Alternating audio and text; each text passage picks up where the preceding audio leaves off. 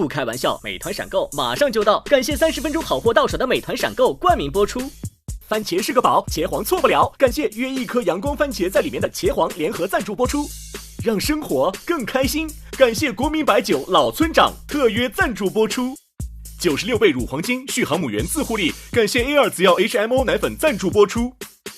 找回状态，脉动回来，感谢随时随地帮你 call back 好状态的脉动行业赞助播出。聊天吃乐事，分享更快乐，本节目由片片薄脆乐事不停的乐事赞助播出。真好笑，真有机，本节目由3方认证真有机的海天有机赞助播出。新一轮脱友全国巡演已正式开启，微信搜索效果小程序参与许愿活动，朋友们就有可能来到你身边。我们是5条手，我们是3个软柿子。今天这个真的是能成为你的底气。你看，你把我给你找不回来的唯一可能给堵死了。但是我后来觉得太羞耻了。这是真生气了。发生了什么？都疯了已经。我们来看一下最终他们的票数。反败为胜，哎，追回来了。现在是第3赛段的最高分，咱怎么谈上这么一出？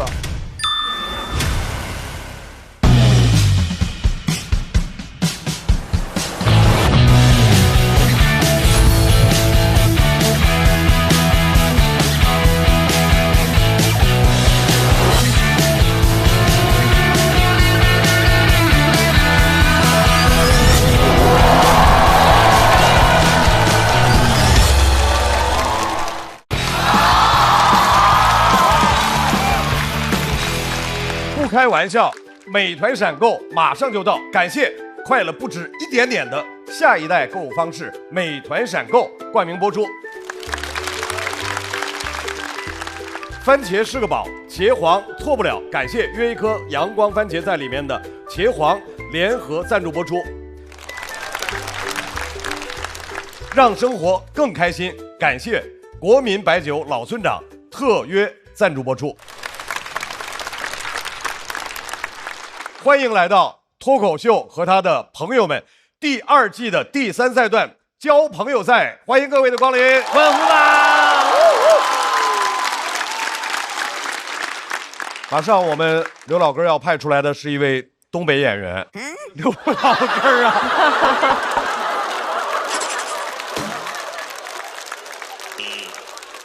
马上我们要派出的是一位东北演员，讲自己的消防员故事，讲的是活灵活现，让我们掌声欢迎二哥。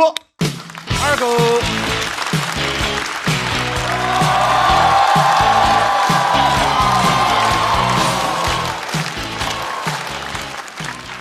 大家好啊，我是二哥，我的本职工作是一名消防员。鼓掌的观众，我祝你们幸福。这就是2人转的开始了。对，没鼓掌呢，我也保你们平安。我在上一轮比赛当中讲了消防员战友之间的感情啊，今天我想跟大家聊聊我的爱情。我老婆跟我一样啊，东北人，我俩很合适啊。我身高1.8米，她也1.8米。当时我俩经人介绍相亲认识的啊。那天我去晚了，他们都坐好了，我先做个自我介绍。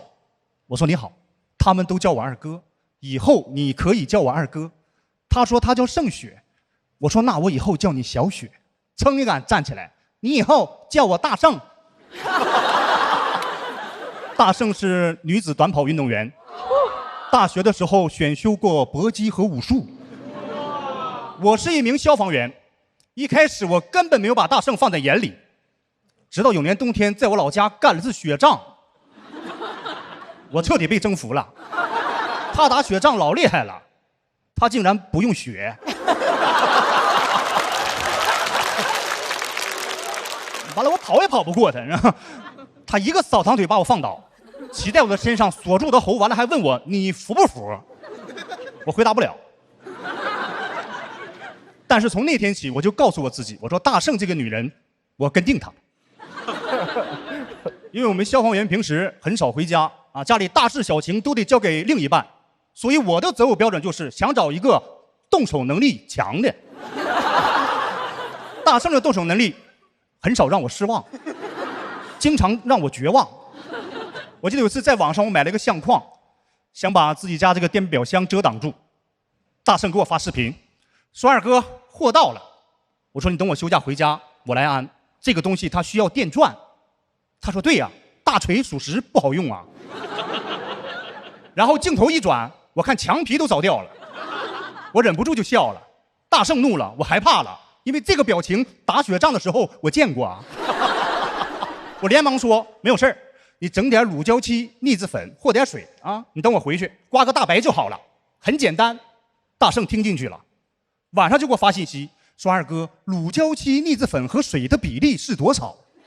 那天晚上我格外的想家。第二天早起我给大圣打电话，我说大圣啊，大白刮的怎么样？刮不好没有事儿，大不了咱们重新装修。他说二哥，咱俩想一块儿去了。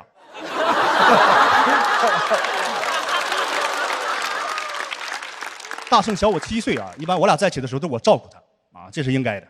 他一直想找机会回报我，功夫不负有心人。有次发生了意外，我右膝前交叉韧带断了啊，我做完手术推到病床，当时麻药劲儿没过。大圣对我很好，帮我洗脚，还帮我剪脚指甲。我俩当时有说有笑，我躺着看着医院那个天棚，我一句他一句，我一句他一句，我一句我一句我一句，他没有动静。我猛地起身一看，满地沾满血的棉花球。我看着流着血的大拇脚趾头，我仿佛又回到了手术现场。哎，我看着就疼。大圣拿着棉花球搁那，二哥，对不起，对不起。咱是爷们儿啊！我马上起身，我说没有事儿，二哥不怪你，另一只脚先别剪了。后来回家养病，天天变着花样的给我做好吃的，全是他自己喜欢吃的。那天要给我炸油炸糕，早晨4点半起来和面。我说大圣，你应该注意休息。他说二哥，我不需要。我说病人更需要休息啊。然后他让我帮他测测油温，你知道我那时候很困难呐，我拄着我那个拐，我好不容易来到锅跟前，大圣趴我后面拿着油炸糕，迫不及待，很可爱啊，小鸟大鸟依人那个样子啊。我手往油锅上一放，他说二哥好了吗？我说没好，你等等啊。我又一放，他说好了吗？我说好了。没等我说等等，油炸糕就飞过来了。我看油炸糕掉油锅那一刹那，我绝望了。那是夏天呢，我就穿条裤衩。我想跑是跑不了了，我猛地一个转身，我把这条残腿抬起来了。我让他全方位挡住油锅。我想有什么苦难就可我这条腿造吧。当时烫了4个大包，还有油炸糕大了。我干14年消防员，我没被烫过。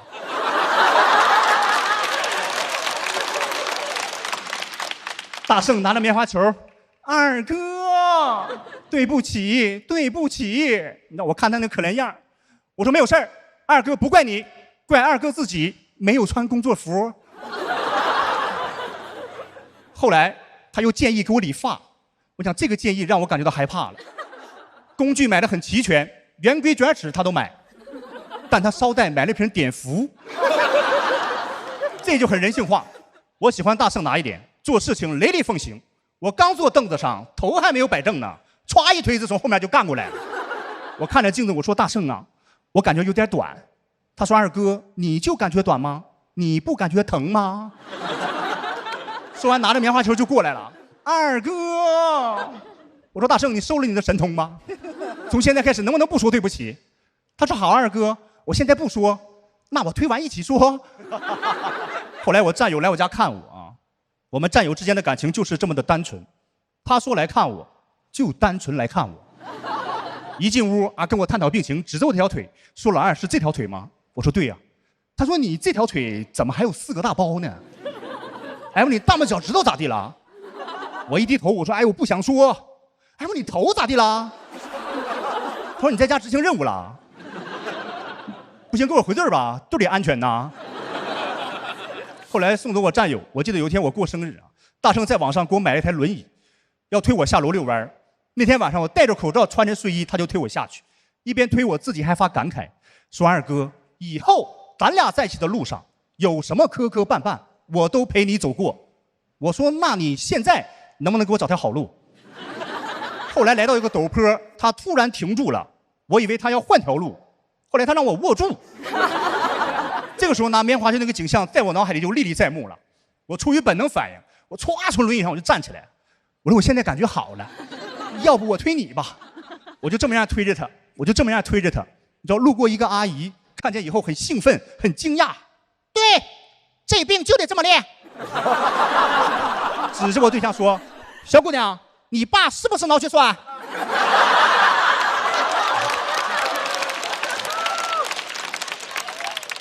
然后我跟大圣当时回去的路上，大圣突然跟我说二哥对不起，你看我给你整了一身伤。我说你说啥对不起？这是伤吗？这不是咱俩爱情的军功章吗？谢谢大家。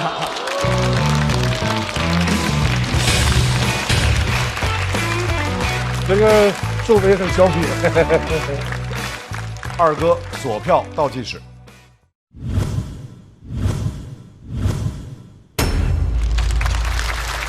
二哥，你媳妇儿知道你要讲她的这些？知道。那回去得受重伤了。给她都看了。对。她的感想是？她说写的还是有点轻了。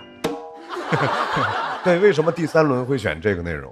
因为我一直就想讲消防员这些生活啊。其实我之前，我没结婚的时候，我那个老队长他经常跟我说，他说消防员不容易啊，消防员老婆更不容易啊。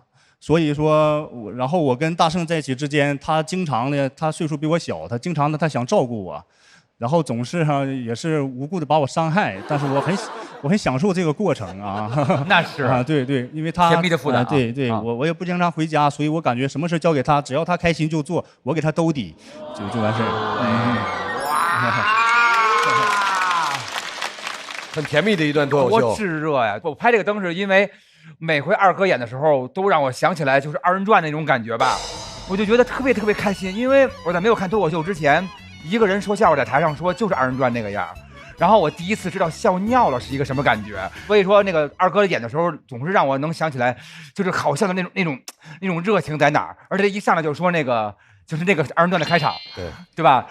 观众鼓掌，没鼓掌的，特别喜欢这种幽默感，所以说我就给了二哥拍这个灯啊，谢谢您啊。春春是想了很久拍的，有一点儿，因为我觉得前面两次二哥的那个笑点会更密集一点，这一次的我觉得他是走了一个还是相对温馨一点的故事，给我的感受，我觉得像是看了一个爱情的情景剧，对，觉得很美好。从作品的角度来讲，好像更多的表现了他那种做事儿比较愣，所以会出一系列那种后果。就有点顺拐吧，我大概是这么一个感觉，所以就没拍。对，但整个过程听的是非常愉快的。第一次二哥是在这个舞台讲与消防员的具体的工作无关的内容，开始讲家庭的幸福，开始讲他和自己妻子的相处。脱口秀不光是要犀利，脱口秀也需要温暖，所以再次感谢二哥给我们带来的精彩表演。要和二哥进行对战的这位朋友是一位新人。他最擅长的事情是什么呢？是用非常放松的肢体语言来表演他对这个世界的不理解。掌声欢迎小齐。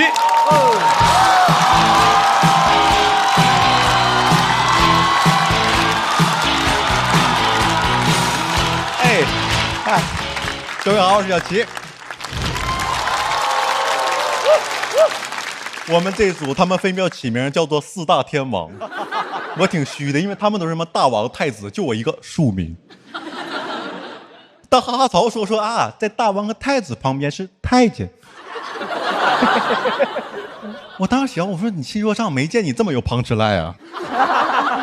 但我一个新人，我能说什么？我说这确实是还是一个平民演员啊，出去经常会演出的时候住一些廉价酒店，跟一些不熟的演员拼房。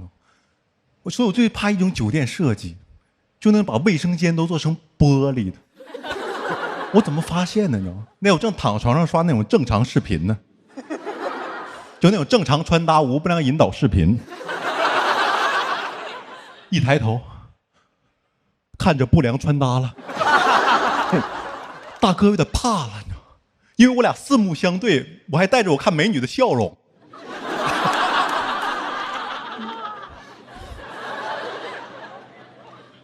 我当时就很疑惑，我问那个店员，我说为什么这么设计？你知道，他告诉我答案，我都没听懂。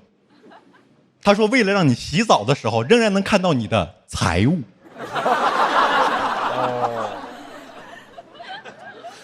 我住的是廉价酒店啊，觉得我这种穷人只要财物不要尊严。真的，我觉得很多事情是你看到了保护不了是最难受的。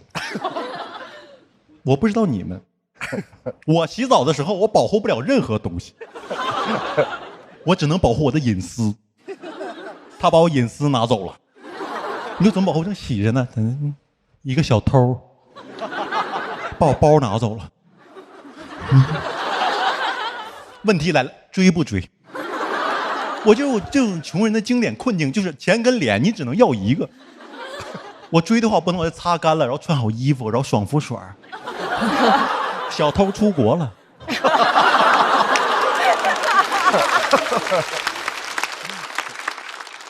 我也不可能直接追，对吧？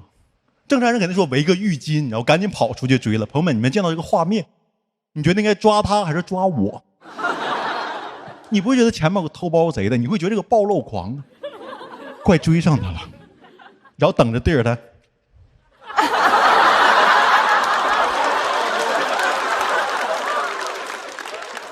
但编剧说我这个段子说的不对，说如果我在洗澡的时候进了一个小偷，说我可以直接跟他搏斗。我说是赤膊的膊吗？哎，我这么就搏斗了，我弱点也太多了吧？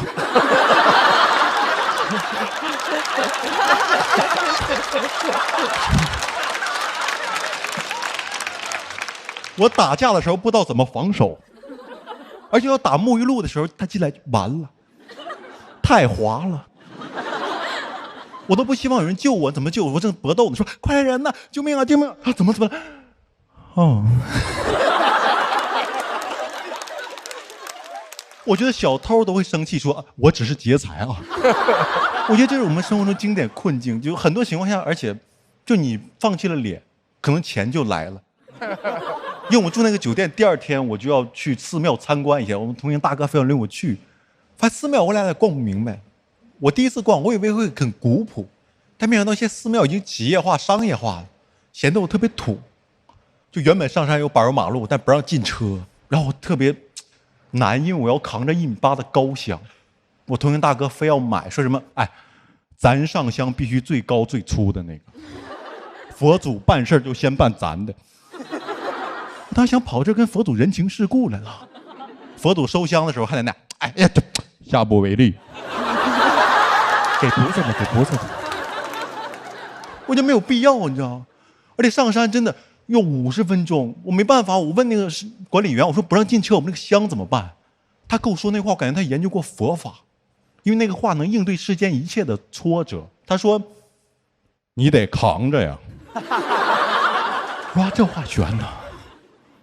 他不说，我以为我得骑着呢。香屁股一点蹭，我就上山了。我扛不住嘛。5·1期间，人山人海，我跟我朋友2个大傻子扛着1.8米的高香爬山，我俩都没法回头，回头就10个人下山了。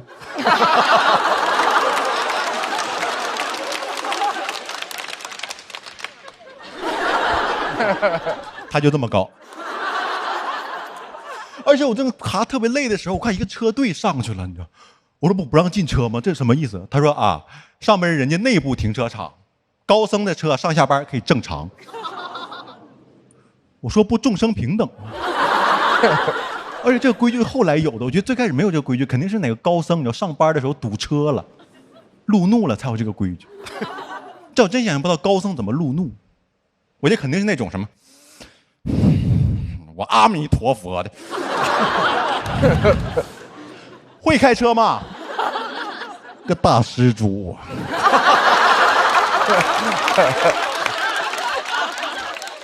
超度你，扛着上山50分钟，我到山顶上发现给我累坏了，跟我想象中的完全不一样。古色古香，朱红色的大门旁边6个大字。外来香火莫入，我感觉我像个舔狗，你知道吗？而且进去之后，那寺庙跟我想象中的完全不一样。在功德箱有个特别大的功德箱，在佛像面前，功德箱上有个硕大的收款码。我说老板好厉害呀，他能替佛祖收功德，他不会扣佛祖手续费吧？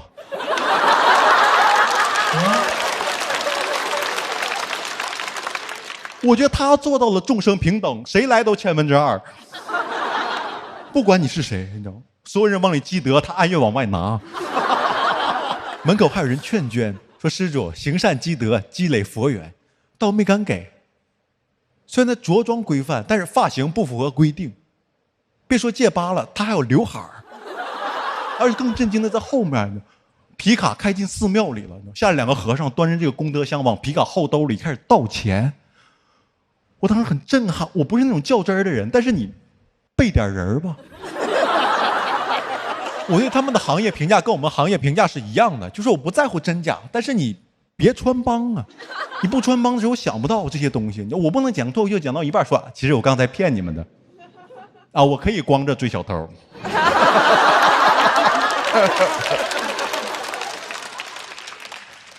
你不穿帮，我还以为那个功德箱里面是个黑洞呢。钱放进去就不知道哪儿去了，但他说完我就开始怀疑一切，我怀疑这个寺庙已经上市了，我怀疑方丈穿的袈裟是巴黎式袈裟，我都怀疑我一扫那个码，佛祖身后响起声音说佛祖账户收款2元，后来爆出来他们确实是个假寺庙，他们在非法普度众生。谢谢各位，我小齐。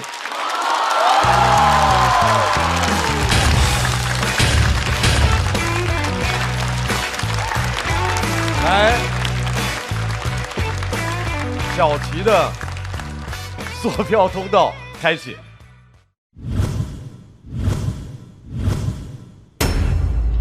各位，来，大老师说清楚自己为什么不拍灯？你在犹豫什么？咱就是说，这回他就没到这个拍的这个点儿。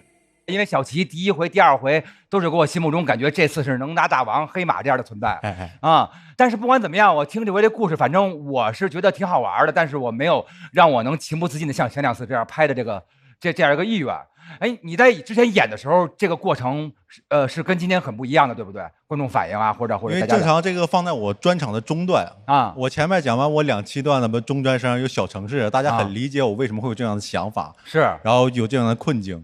然后突然一上来就讲这些东西，会有一点点别扭吧？是，就是别扭在这个点上，然后所以没有拍啊。您能理解是吧？啊，我太理解了，大老师，谢谢您，谢谢您啊，谢谢您。小齐这个我线下看过，那天是我偷偷去看的，没跟他打招呼。然后，所以我刚才一直在想，你这段演出跟我那天看的有没有区别？还是我自己的脑子里可能有点杂念，会有某些小细节处理的不太一样，可能是。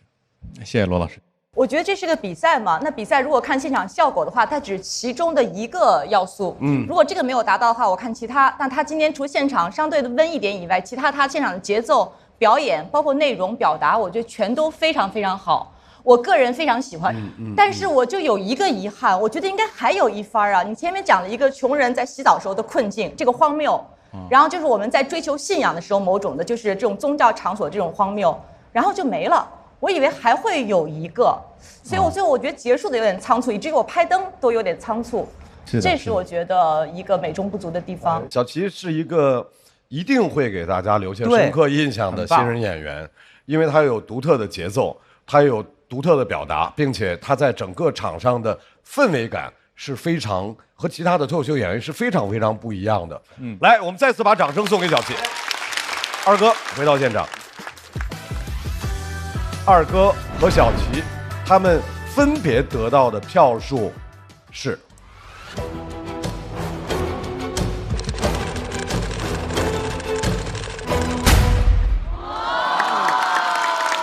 二哥195，小齐236，再次把掌声送给2位。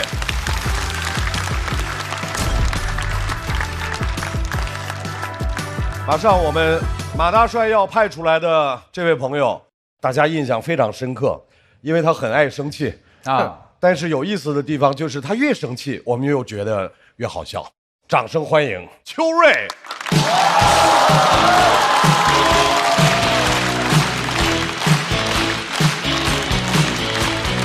Hello， 大家好，我是邱瑞。我们平时会去各地演出嘛，到那种老同学在的城市，就难免要聚一聚，听他们教我怎么讲脱口秀。229下肚，他们真安慰你呀、说瑞哥，你今年不就是没上节目，你愁啥呀？我就觉得你好笑，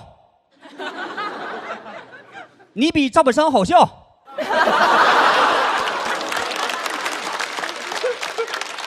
你早晚也能上春晚。我说我上过了。这话你不想听也走不了。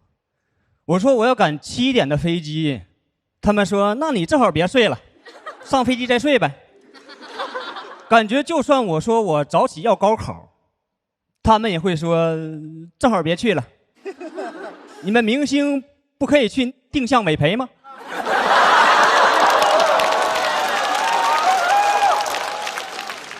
关键他说让我上飞机睡，那是一个你想休息就能休息的地儿吗？你说你去机场睡一会儿吧，大机场的登机口又特别远，就浦东机场那个 H 口，通道比我命还长啊！我不知道为啥我每次都到机场了，想去那个 H 口还要坐一段地铁啊！我心想我不是坐地铁来的吗？你们修地铁的时候就差这一段？你要修到沈阳，我就不坐你飞机了吗？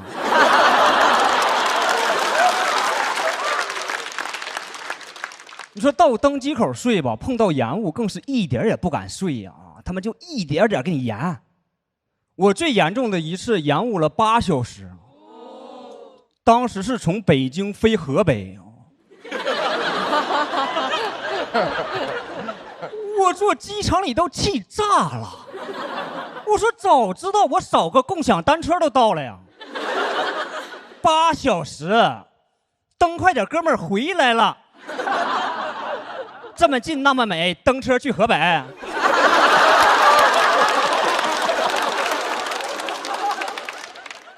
而且我觉得他们解决延误的方案也特别不合理，就是让你去买那个延误险。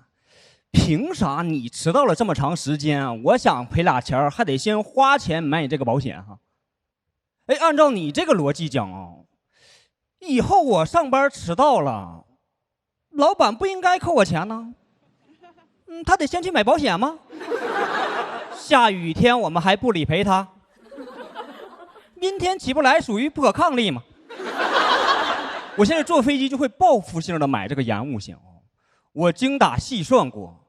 按照国内飞机晚点这个比例这就不是一个保险，这不就是理财吗？咱买啥玩意儿，它能20块钱，40%的概率变成200啊！就光这赔率，联航应该是目前最有良心的线上博彩。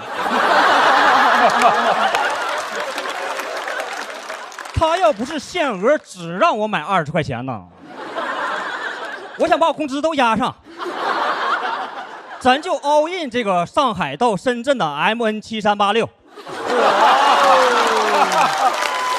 这是真生气了。两边梅雨季一来就数钱吧。机场里没有对延误的失落大家对着窗外就唱就让这大雨全都落下。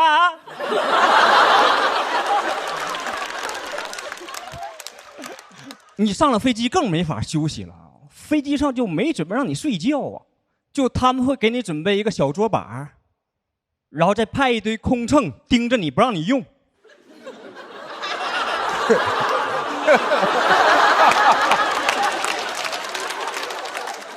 给你放一个遮光板你一睡着就打开它。我有次好不容易睡着了空乘遮光板给我打开蹲下来问我：“先生，需不需要眼罩？”我看着窗外那个光气得说不出话呀，就感觉心里这个草字头突然开始光合作用了。哎呦，不懂为啥一定不让我用这个遮光板我就去网上查他们的官方声明嘛，我觉得理由不是很能说服我呀。说是为了让我在空中能随时看到引擎，判断是否异常，然后决定要不要逃生。是不是有点过于相信我这个逃生能力了？我要真有这水平的话，你飞机也多余着陆这一下啊！你就在天上按站点停呗。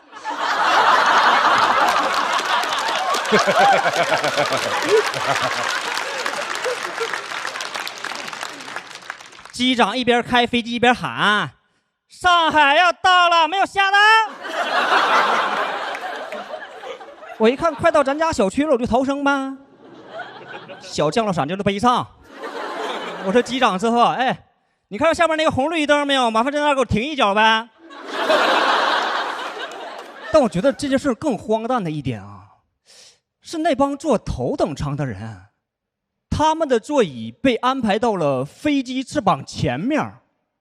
哎，这帮最应该惜命的人，打开遮光板也看不到引擎异常啊。不是你们命更贵，不应该自己多盯着点吗？啊，全指着我呢。当然，这种想法是不对的，我也不敢当着空乘面说，因为他们的规矩都在保护我们嘛。我感觉他看到我睡成那个死样子后，心里边肯定也有草字头，很可能嘴上说的是先生，需不需要眼罩？但心里边想的都是让你打开遮光板，你不打开，你叉叉。下面吹，谢谢们。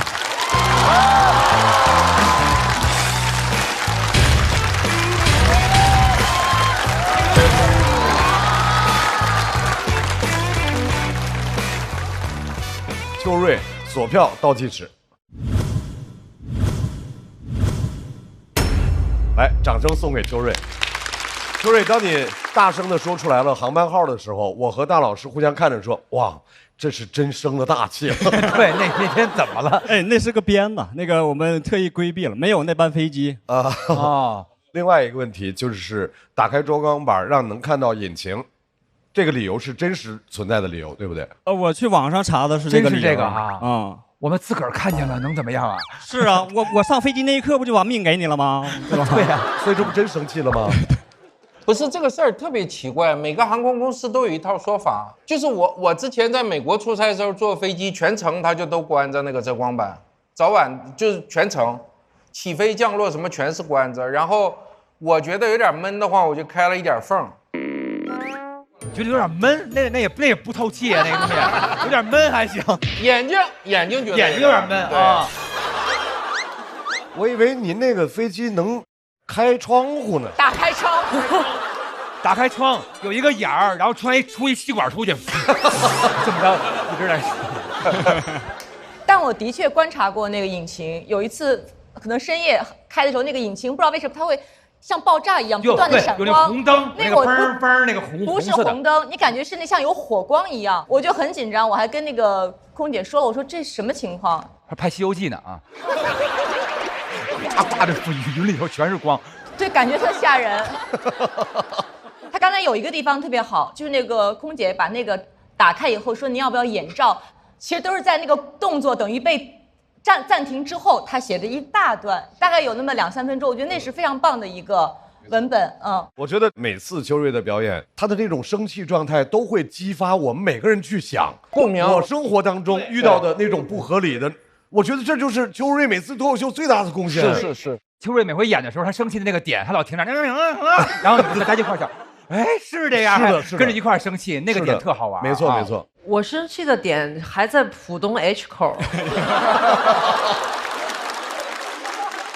因为这个确实是我有共鸣的。浦东、北京大兴，还有天府机场，还有那种就是你过了安检就能看见那个口，从来这辈子没在那儿登过机，你发现了吗？就是那个东西是个摆设，是吧？我都坐好几百回、1000回了，从来没在那最近的那个口那儿登过机啊。登机还好，下飞机没有过。我有想过一个解决方案，一个行李箱是带那种电动轮的，坐在上面，它不就可以解决这个问题吗？但是我后来觉得太羞耻了。哦，对，有好多人那种上台对对对大姐穿一大裙子，直接在这飘过去的上课那个。所以，优秀的脱口秀演员是对生活的发掘，再次掌声送给秋瑞。秋瑞这回让我看到了前几季我看见秋瑞最喜欢的样子，他就是骂完街之后等着大家一块儿觉得是真可恨，然后就是那种感觉只有秋瑞有，独一无二的那个样儿。这组的对抗当中，最后要出场的2位是一个漫才组合，在前2赛段，他们已经用他们的实力征服了观众，让我们掌声欢迎徐浩伦、谭湘文。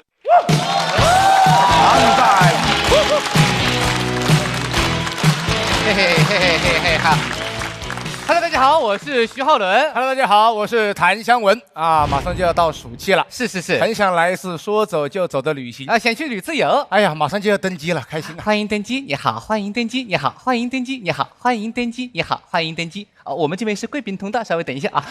欢迎登机，好，欢迎登机，好，可以起飞了。等一下，我没上去嘞。哎，你不能飞机全是贵宾吧？我也想成为贵宾。哦，想成为贵宾？对，不是贵宾犬，晓得吧？这。神经病啊！你是？我想成为 VIP 哦 ，VIP 一个人包了机了。你还想一个人包机了？对，就一个人体验飞机。OK， 欢迎谭先生登机。哦，你好，这边是您的座位。好的，帮您把行李放上去。好嘞，包也放上去，把礼也放上去。我不上去啊！我在这里蛮好，我不上去躺板板，好不好？好。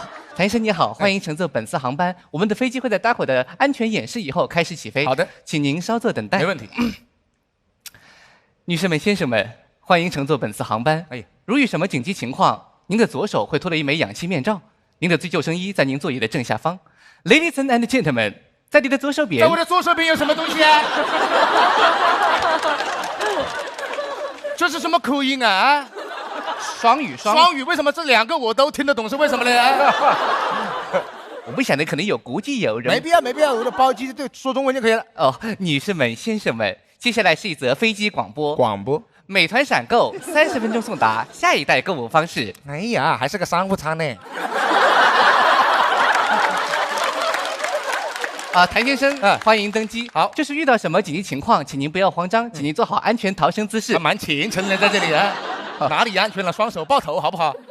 更加丑了，知道吧？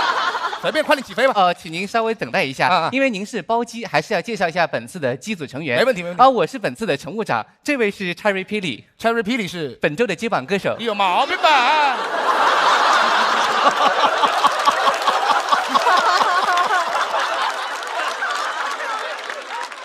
接榜歌手，接榜歌手来我这飞机干什么？不是，他是接榜歌手，他是那个歌手。歌手谁不是明星呢？啊，我知道他是下去晓得吧？没有，他是有下去我包机了。sorry， 他don't like you。Get out。安全带要系好哦，马上就要起飞了，好了，稍作等待。你坐我旁边吗？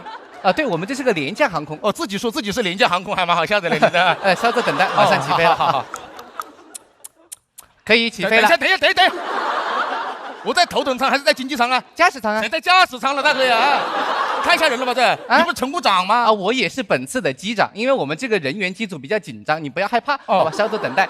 呼叫塔台，这里是 CS38664航班，有信号吗？好的。好的。没信号。没信号在跟谁讲了，大哥？怎么没信号的，大哥？现在有信号了。你别现在有信号，要一直有信号。有信号。好，我们现在已经做好了起飞前的所有准备工作，可以起飞了。对，我们现在位于国道上面。在国道上面啊，不上高速啊，在跑道上面啊。现在位于跑道上面，可以起飞了。等一下，塔台，我问一下，我的飞机右前方有一个人戴着帽子，穿着个反光的马甲，拿着个红蓝的棒子，他是要查我酒驾不？查你什么酒驾了，大哥呀？那是个地勤，喊你飞了，随时飞了，起飞了。好的，5、4，发射火箭在这里啊！1哆来咪发。干嘛？开飞机，开呀！开嗓干什么？在这里唱什么？我不唱的话飞不起来了。这是个升空飞机。什么意思啊？就是这个飞机的左右可以通过摇杆来控制，就是飞行的高低取决于你发出的声音高与低来控制。这是什么鬼设计的，大哥呀？它是这么设计。飞了好高了，现在2米，2米不还是在国道上面呀，大哥呀？别怕，我们有降落伞了。降落伞有什么用啊？2米要什么降落伞了？对原来看见这个学生背的书包跳下去了，晓得吧？你不要着急，不要着急，你着急，你分析怎么平时怎么飞的嘛？平时不是我飞的，谁负责飞嘛？查瑞霹雳飞的。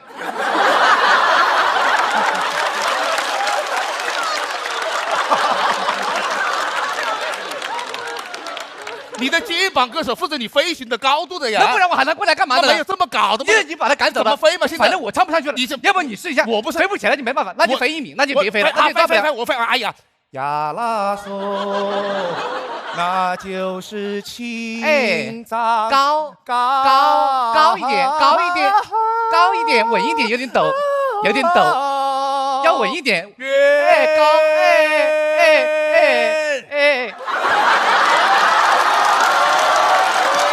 可以，飞起来没？飞起来了，飞起来了啊！可以，你这飞机没我都飞不起来，吓死个人了，知道吧？是。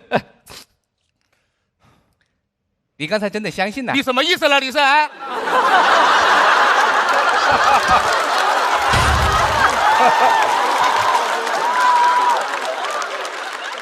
你要干嘛？你到底要啊？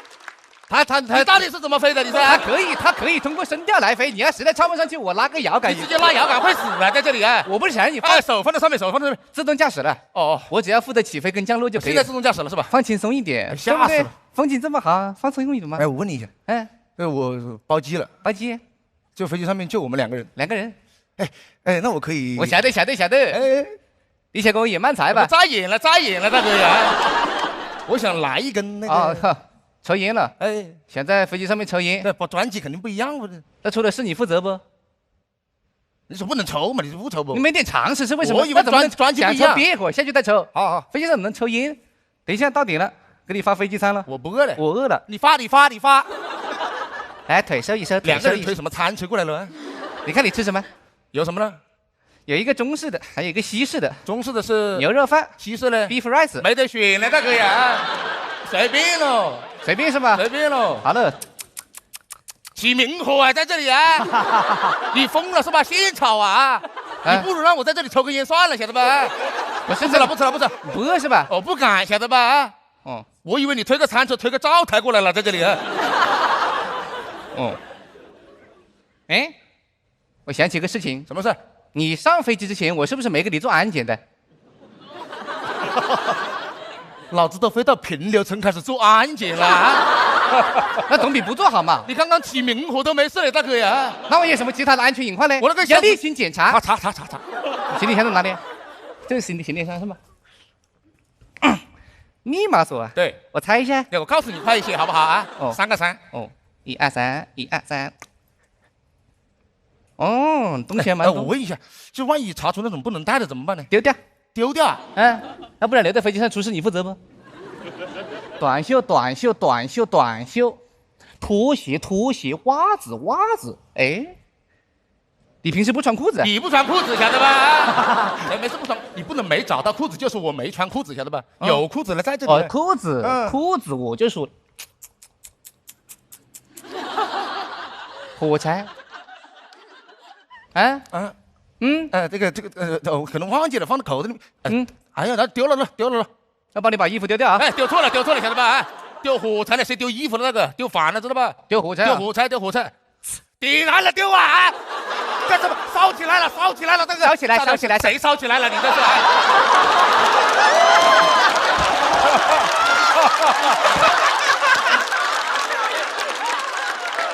你快点哦！快，灭一下！哎呀，更烧了，晓得吧？在这里啊，你这个火平常水是灭不了的，快灭它，晓得吧？不用搞了，烧干净了。没事，几件短袖嘛。几件短袖没事，你又用不到你的。谁用不到了啊？我去三亚，我不穿短袖，穿什么了？你去哪里啊？三亚。你不是去冰岛吗？谁去冰岛了，大哥？我去三亚。我导航导的。我去三亚。没事啊，反正都是出来玩嘛。没事，你要搞清楚出来玩的目的。对啊，重要的事情是沿途的风景，重要的事情不是最后的目的地。目的地肯定重要了啊！我去三亚，你把我拖到冰岛，我带的全是点短袖，还全给我烧了。这里还有2个火柴呢。火柴有什么用了，大哥啊？冰岛的，我有几件短袖比火柴有用的多吧？啊！那你非要去三亚？不叫我非要去，我本来就要去的，知道吧？好，真的是干什么了？给你加个途径点不？开滴滴专车啊，在这里啊，加途径点，你想想办法。还有一个办法，什么？那就是我手动驾驶，给你开过去。你能开不？脱离自动驾驶，当然我是机长了，坐好点，别挡着我看后视镜。飞机上面哪来的后视镜了？我跟你说清楚。哎，怎么了？干嘛？有点借我一下。啊，好，可以了。你近视啊？啊，你近视怎么不戴眼镜呢？我戴眼镜不好看，这是好不好看的问题吧？这不安全了的。我跟你说清楚啊，我们现在会偏离自己的航线啊，待会可能会碰到其他的飞机，不要紧张，不要害怕。别讲了，我们飞过来了，晓得吧？隔得好近了哈，比翼双飞了，在这里，快！这怎么办啊？我这怎么办？你慌什么了？我好，你别慌了，没事，你别急，没事。我跟你说。我们只要保持自己的匀速前进啊，不要左摇右晃。这种情况撞下来是他的全责，飞机了，哥哥啊，碰一下就没了，你把我命当命搞了，好不好啊？晓得。快点避一下，往左边避，这么难拉吗？慢点，没事，别急，快点，上懒呀，在这里啊，快拉！哦，好。喂，什么？先去湖南？凭什么啦？我去啊，我不去。好了，谁去湖南了？我已经落地了。就落地了。可以，我晓得了。我不落地了。好了，那怎么了？为什么去湖呢？是不是？那怪谁呢？怪我吗？那还不是怪你，非要上飞机之前把那个什么叉瑞霹雳改下去。怎么了？好了，他才跟我说什么？我是本周的接榜歌手。神经病！哎呀！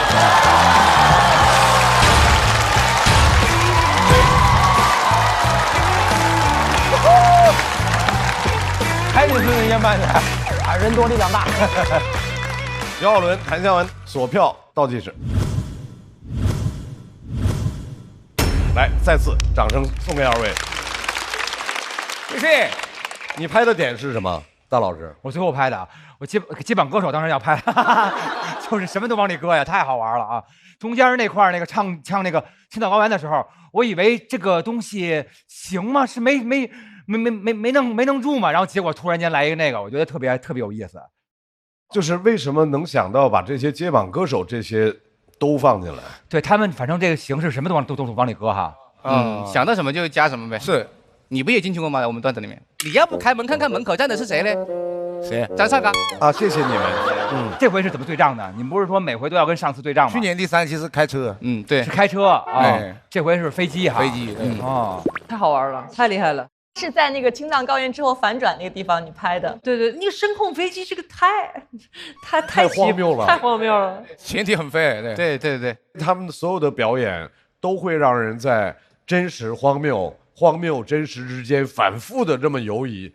于是对他们最大的考验是，到底那个荒谬的程度能飞到多高？而他们俩里面会有很多的细节，这里面有3个地方是跟之前那个像 callback 一样，讲到我烧起来，然后他往身上倒水，还有说沿途的风景，这些都是以前曾经提到过的一些点，我个人非常喜欢。然后因为他们俩总是特别一本正经讲很荒谬的东西，我会相信。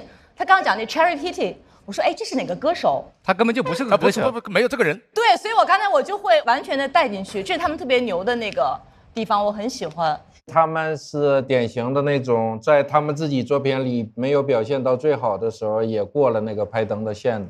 是那种所谓超一流的选手。对，他们2个鼓励了我，我一直有一个梦想，就是我坐飞机的时候，下回我一摁那个叫那个服务员的灯，然后服务员过来问我说：“先生，你需要什么？”我说：“给我你的尖叫。”然后给我你的尖叫，然后。你每台飞机只能坐1个这种人啊！然后在这他们俩这直升机坐着，就是感觉其实因为他们2个啊，就是有时候看这种荒谬的东西，就让你能活得更勇敢一点。因为生活总是告诉你好多东西就不能干，对吧？然后他们突破了这些框架之后，就能感觉你能就说活着，既然只是活着，那我为什么不能更有趣一些呢？别人认为的荒谬，我既然做了，那我自个儿很开心呢。其实他们能给我一种这种往那边多走一点的勇气，我觉得这种挺好的，更热爱生活。太棒了！来，再次把掌声送给2位。同时，要回到现场的不光有邱瑞，还有2队的所有朋友们。来吧，来喽！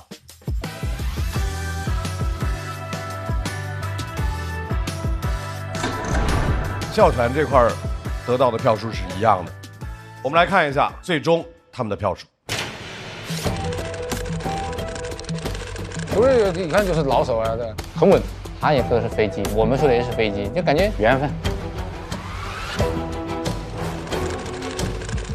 哎，也是差不多少哈，10分，268。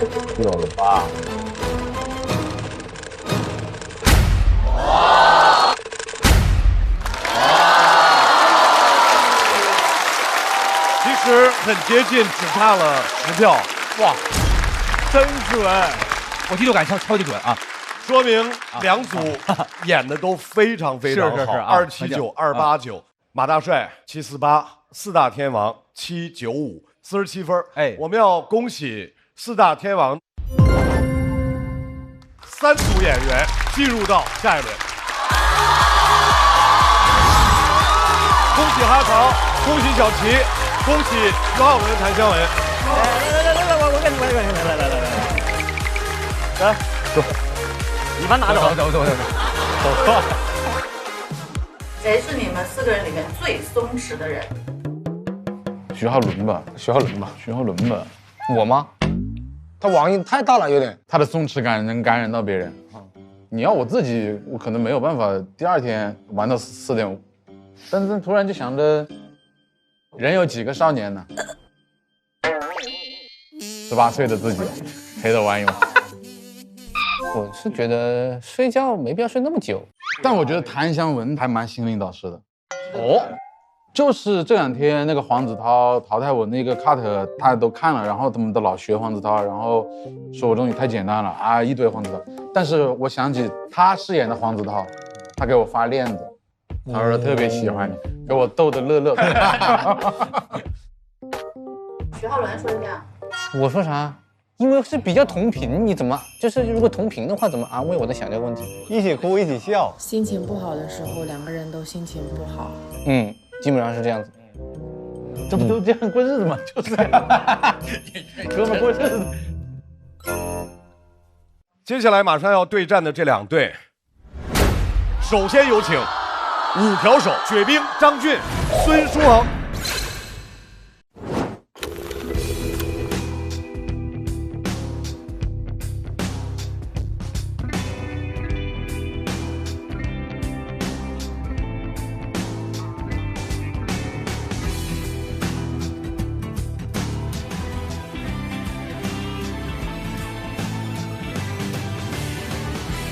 把我摘下来啊！这样，不好意思，对不起。我们是5条手，欢迎来到残联的夏天。耶！我想说一下对方的优点。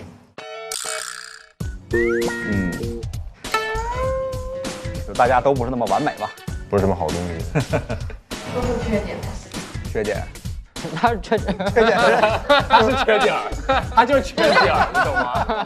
那分别担任什么样的角色？我担任2条手，俩翅膀，对他们俩助我一臂之力。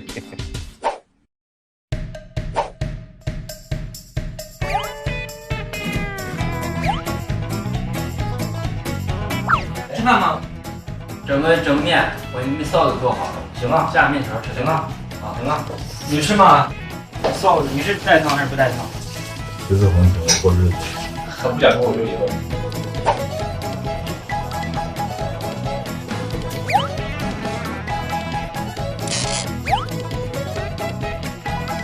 最新鲜的糖油粉蘑菇是最棒的，来他们家嘴没停过。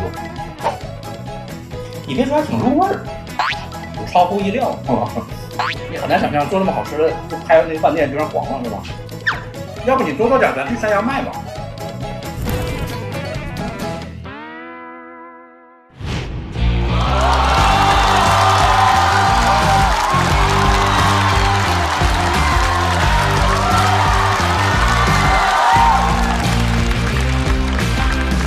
好了，大家好，我们是5条手。我们的口号是欢迎来到残忍的夏天。热烈的掌声欢迎3位。接下来有请他们的对手，3个软柿子，小块、徐志胜和侯志远。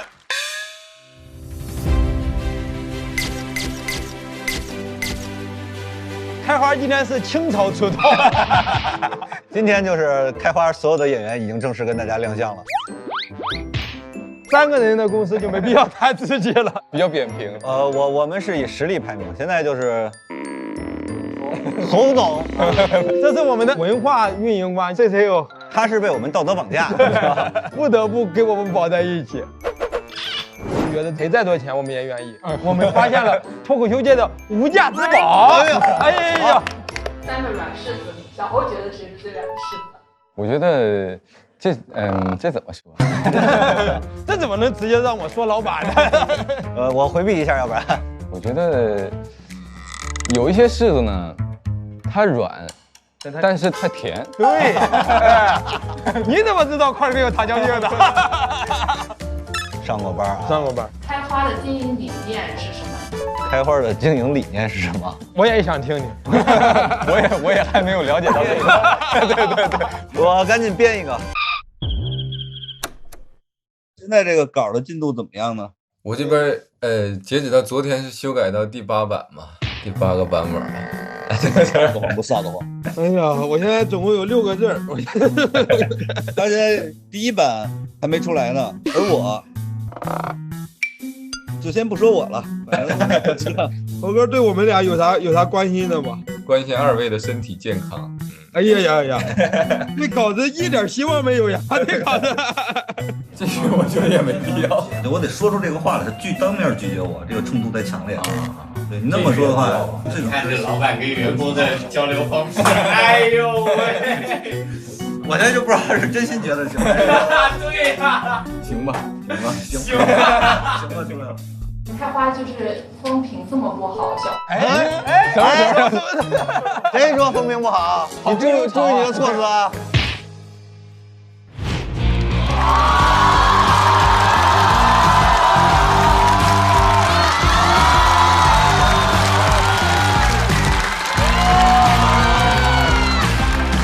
我们是3个软柿子。3个软柿子，你我一柿子，带刺儿的柿子啊！我问一下这个软柿子代表徐志胜先生，你们最后挑和他们组进行 PK， 内心的真实感受是？因为没人挑我们，因为他们挑的时候都说我们找个强的打，然后就把我们2组剩下了，还挺伤心的。哦，那小侯同学，因为你们是一个俱乐部嘛？哦，他们一个俱乐部的，他们一个俱乐部的。小块和那个徐志胜都是老板，你同时和2个老板一起演出的内心真实感受是？救救我！救救我！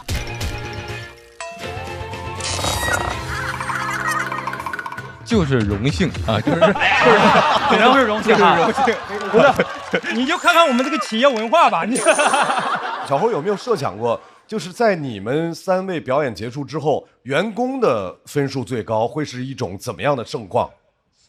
那是我应该努力做到的。哎呦喂，这公司打压的可以啊，这员工已经这么会说话了啊。朱恒，你们组最高分的 KPI 扛在谁身上？暂且扛在我身上，然后我们是倒数第2，所以就是我们是自动匹配到了他们。咱们就直接打比赛吧。行了，开始了，精彩就要来了。首先要派出人的是5条手队，5条手队要派出的这位朋友，真的我跟你讲，叫只手空拳闯进了第3轮。本来以为他是留了1手，没想到是1手接1手。让我们掌声欢迎雪冰。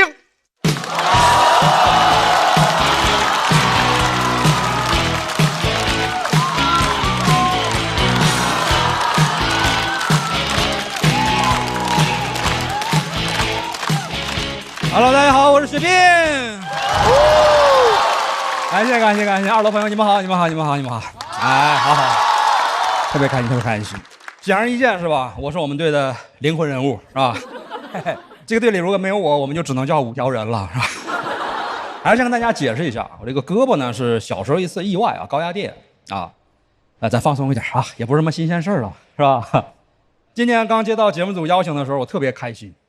果然呢，残疾证是通往节目的绿卡吗？这队呢是组队战。实话讲啊，我刚开始选人的时候还挺孤单，因为今年这个赛道只有我自己，少了很多的乐趣。然后呢，后来找了2个看起来相对正常人组了队。组完队之后，我们要起名字嘛，他们想了半天，一开始说队伍名要叫“好汉2个半”，我觉得不太准确。我说我好歹也算3/4吧。后来是我想的5条人，啊，5条手。他俩当时笑得比你们还开心，是吧？果然呢，我说太有人性的，跟我当不了朋友，是吧？我觉得真的冲我们这个名字啊，已经赢一半了啊！我甚至觉得有点胜之不武。算了，索性我就当让他们一只手，啊。前几天跟一个已经淘汰的朋友聊天，他越聊越激动，看着我的袖子，突然来了一句：“还是你这玩意儿好使啊！”我说：“你要是那么羡慕，你也可以来我们赛道嘛。”这轮讲讲我小时候的故事啊！我大概是小时候5岁的时候吧，经历了一场意外。当时其实面临着一个很难的一个困境，就是我要在不到1年的时间啊，学会写字，才能顺利的上学前班。但其实我出事之前呢，其实右手早就会写字了，写的还挺好。你现在还要重新学，心里很难接受。那早知道垫左手了。左手写字确实啊不太容易，尤其是写铅笔字，写完那个字迹呢，会被左手这个手掌呢涂抹一下。写完你看那个字吧，有点像那个渐变艺术字。我妈就哄我呀，说没事咱想想办法啊，咱可以从右往左，从上往下写嘛，那古人都那么写嘛。我就感觉自己生不逢时。你这要是生在了古代，不止写字方便，还没有高压电呢。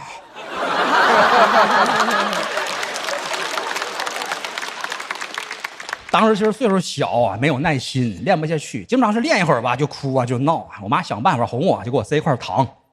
哎呀，咋说呢？左手越练越灵活啊，身材越练越饱满。别人以为我练成左手呢靠的是毅力，其实靠的就是条件反射。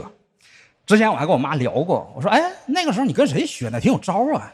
我妈说可不嘛，我看那电视里边警犬都是这么训练的，是吧？可能也是那个时候我妈把我训练的太好了。很快啊，就是很多事都能自理了，也没有觉得自己呢跟身边人有什么不同。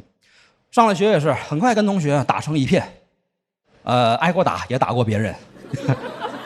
其实那个时候啊，小孩呢岁数小啊，没有那么多的这个想法，心思很单纯，也没人觉得我是弱势群体啊。我呢虽然是拳脚上吃亏，但是体格上占优啊。你毕竟那么多年的糖不是白吃的嘛。但是呢，甭管我跟谁打架，我看起来都像是那个受害方。有时候即使是我打赢了，老师过来也得训斥对方，说太不像话了，你怎么能欺负人家雪冰呢？啊，同学也懵了，说对呀，怎么才能欺负雪冰呢？小时候就是比较胖啊，然后不擅长体育活动，有点自闭。然后我妈就鼓励我说不用怕，都跟同学一起玩，咱啥也不差。我听进去了，跟同学一起踢足球。他们问我想踢什么位置，我说随便。他们让我当守门员。啊，我守门啊，跟那个空城计的原理差不多，主要是拼气势。啊，对面球员看见我都这眼神里充满了困惑，说从来没见过守门员这么嚣张啊！你看他往那一站，还单手插兜呢。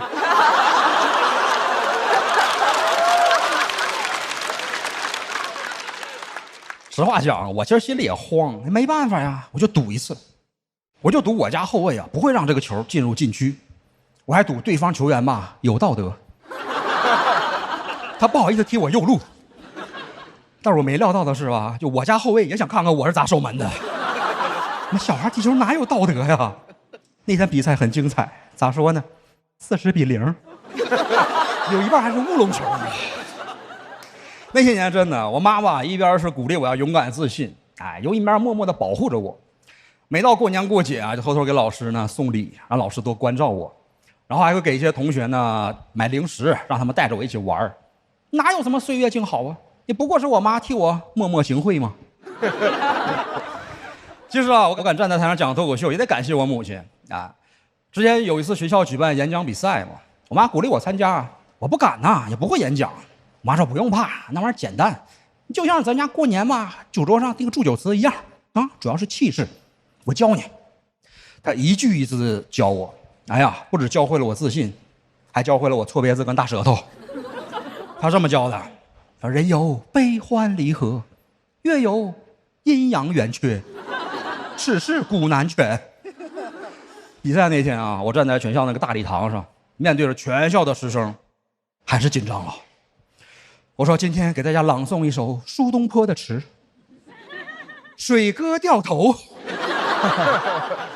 那是我第一次炸场啊，虽然输了比赛，但是给大家带来了欢乐，感谢水哥。我其实也是后来才知道啊，其实在我刚出意外最艰难的那段日子里啊，我妈也差点放弃希望。有一次啊，她骑着自行车带我回家，然后走着走着吧，突然就哭了，然后带着我吧就走向那个火车轨道。我当时其实岁数小，但是马上也发现了我母亲的意图，吓得我当时就喊出来那句名言，我说妈，人生不是轨道，而是旷野啊。开玩笑，其实当时具体说了啥呢，我俩都想不起来了。但是据她回忆啊，确实是我当时的安慰呢，让她打消了轻生的念头。那年5岁的我在铁道边获得了新生，所以你们也可以叫我铁生。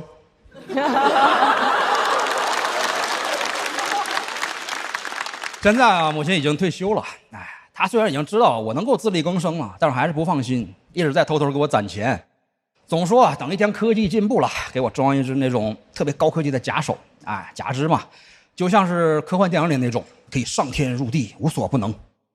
我说妈，那倒也不用，你毕竟吧，我讲脱口秀，这玩意儿好使。如果有一天啊，真的装上那种假肢呢，哎呀，我只想给你一个完整的拥抱。感谢大家，我是雪冰。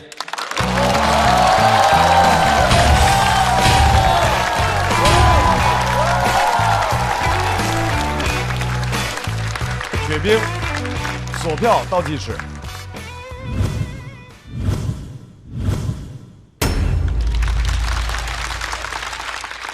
雪冰因为这几次的表演都特别的轻松活泼，他每回上来这个事儿吧，就说每回上来都要说那句是吧？说大家不要紧张，然后怎么着泄这劲儿，没办法，得接。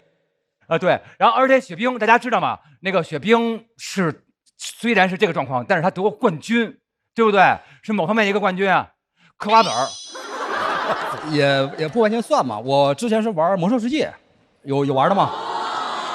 冠军是家里冠军还是哪种、啊？没有，我玩魔兽世界是在当年的有一个版本，我们团队抢的那个世界的首杀，哎，我作为团队成员之一吧，算是啊，算是一个团队荣誉啊，大概是这样。对，挺厉害的，这你看玩游戏什么的，什么都不耽误，只要有热情，一切都能做到哈。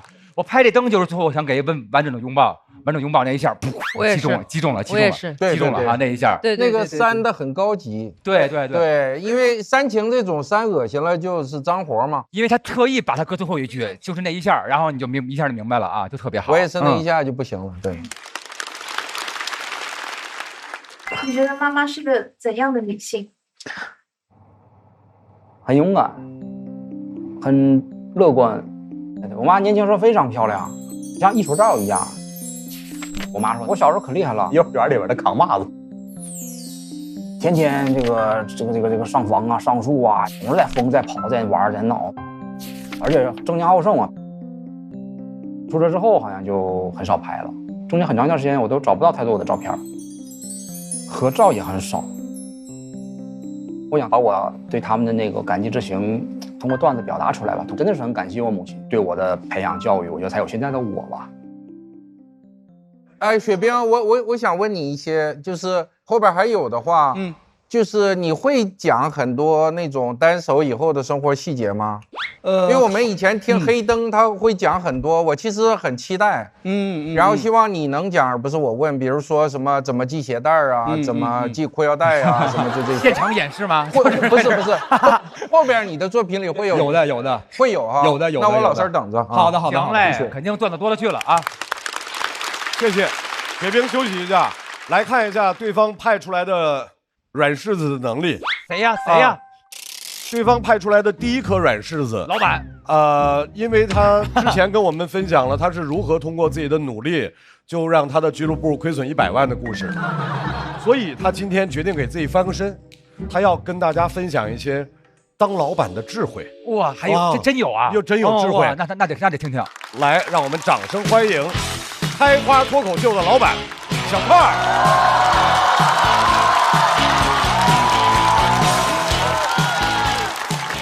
大家好，我是小快。我身体健康，精神正常，原生家庭幸福，没上过班，还有点小钱。就你们这个反应就能知道，我这个条件是很难在这个比赛中突破第一轮的，因为脱口秀比赛讲究的是幸福者淘汰啊。直到去年开了家俱乐部，叱咤商海，今年已经走到第3轮了。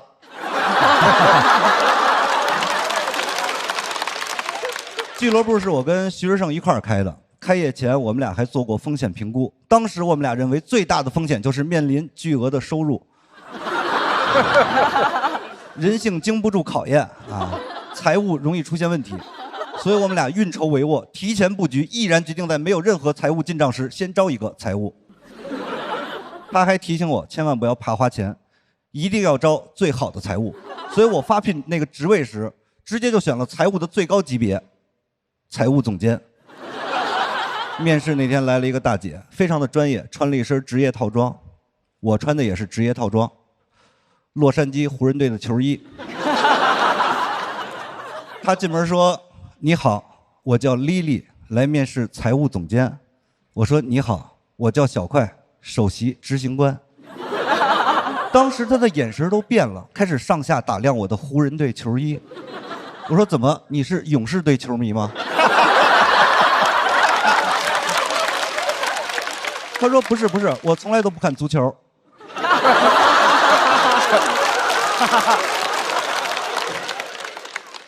他说：“我就是从来没见过首席执行官穿得这么随便，有点不太适应。”说实话，我当时是有点心疼他的。我说：“你慢慢适应，职场也是可以有穿衣自由的。”他说：“好。”当时他和你们一样，在等我接着往下说。但我是第一次给别人面试，已经不知道该说什么了。幸亏想到面试嘛，就是通过问问题加深双方的了解，这在脱口秀里叫互动。所以我张嘴问了一句：“你是一个人来的吗？”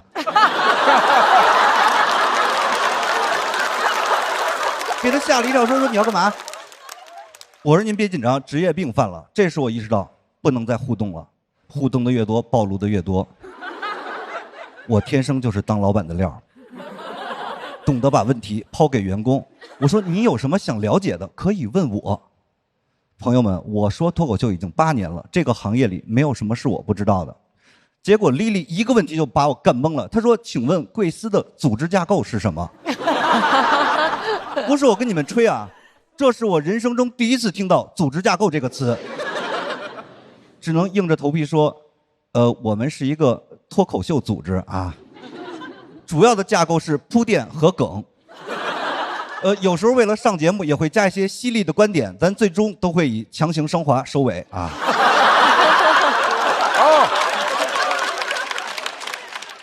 丽丽听了以后说了职场人懒得争辩时最常说的2个字：行吧。接着又问了我第2个问题：公司财务团队现在有多少个人？公司财务团队有多少个人？公司总共就2个人，都很难说得上是团队，只能说是一对儿。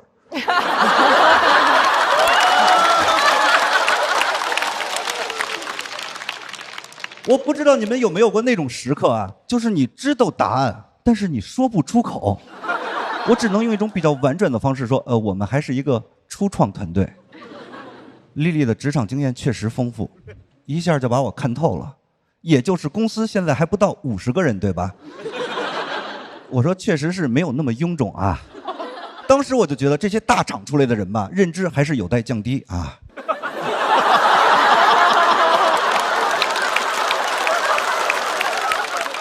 接着他又问了我很多问题，我不是说回答不上来啊，我是压根儿听不懂题。他问我什么融资策略是什么，资产负债表跟谁对接，现金流管理流程是什么。当时那个场面怎么说呢，显得我这个人非常有城府，因为他没从我这儿得到任何有价值的信息。我几乎每一个问题都是同一个回答：初创团队，初创团队，初创团队。老板嘴中的初创团队，就是员工嘴中的我不会，但是我可以学。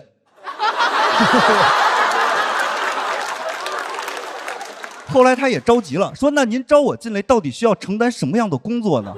我当时的想法是，我要把这个工作说得非常复杂，来显示自己的专业。我说：“你要统计每场演出的票房，你要发放每一个员工的工资，你知道不知道？”他说：“就是做账呗。”被我抓到漏洞了。我说：“什么做账？这叫记账。”接着他说了一句完全超出我认知的话，他说：“记账是会计的活，和我财务总监没有关系。”我当时就觉得他肯定是要骗我了，因为上一次听到这种句式还是文章是鲁迅写的，和我周树人没有关系。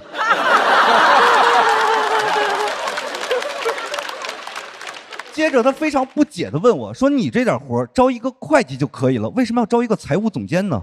我就跟他捋了一下我的逻辑，因为在我的概念里，财务就是会计更体面的一种说法啊，就像设计师是美工更体面的说法一样，就像脱口秀男演员是歪瓜裂枣更体面的说法一样啊。少最多呀！为什么招一个财务总监呢？你们去过理发店都知道啊。这个总监就是能力最强的，我倒是想招一个财务店长，没有这个选项啊。丽丽听完了我的解释以后，对我的工作能力表示了极大的认可，说：“你可真幽默。”接着她跟我详细的解释了一下会计、财务总监的区别。我当时就想，哎呦，她懂得可真多呀，这个人我要定了。我问她：“你愿不愿意加入我们开花脱口秀？”丽丽说了一句求职者很少在面试时主动说的话：“今天先到这儿吧。”啊。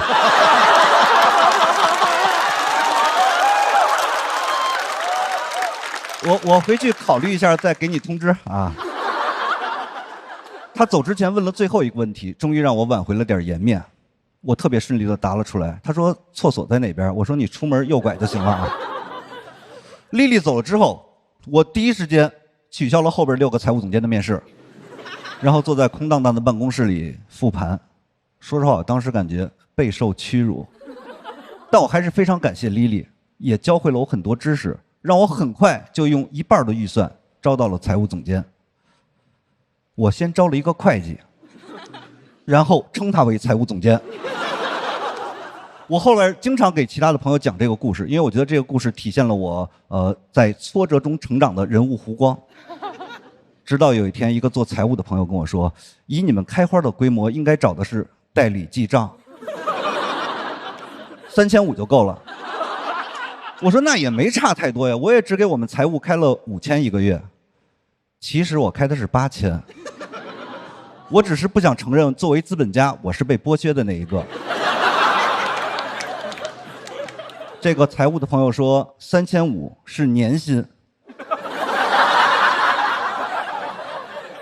那一天我才知道，我确实不是那种精打细算型的老板，我是苏格拉底型的老板，因为我唯一知道的就是我一无所知。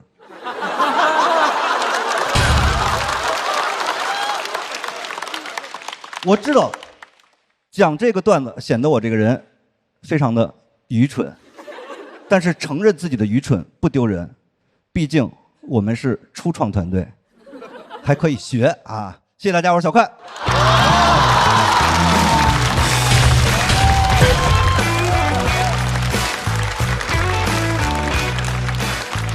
小快锁票倒计时。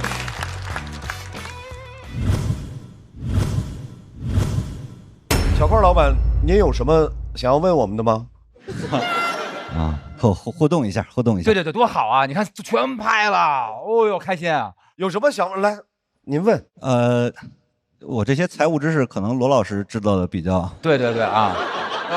多一点点，没有很多。多一点点啊。对，就你刚才他们跟你说那个应该是扯淡的。就我们当年用一个记账的公司，他每个月过来帮我们做一次账就回去。我记得是10多年前，一个月也要1-2千，所以他那个3500不可能是1年的。想了还挺对呢，是1年吗？是，现在更低。罗老师被骗了十几年了，已经10几年了，已经。罗老师被骗了10几年了，好惨呐！罗老师，没有，我们就用了1年。但是我仍然觉得你做的对，因为什么呢？我们当时用了代理记账的公司，按你们的说法，我已经被黑了啊。即便是这样，后来做了1年多，我们开始盈利了以后，就开始找了一个稍贵一点的财务的主管，还不是总监级的啊。但这个人来了以后，因为前面那个记账公司账记得太差了啊，所以他来了以后帮我们捋那个旧账，就弄了1年多的时间。对。所以你一开始就用自己人是对的，现在我们这是有远见卓识的。对，现在我们每笔钱赔得清清楚楚。哎，小块，我记得你刚来的第1场的时候，你说过你的朋友们早就预言你不可能进第3轮。对，他们现在应该心里边非常的复杂，你知道吧？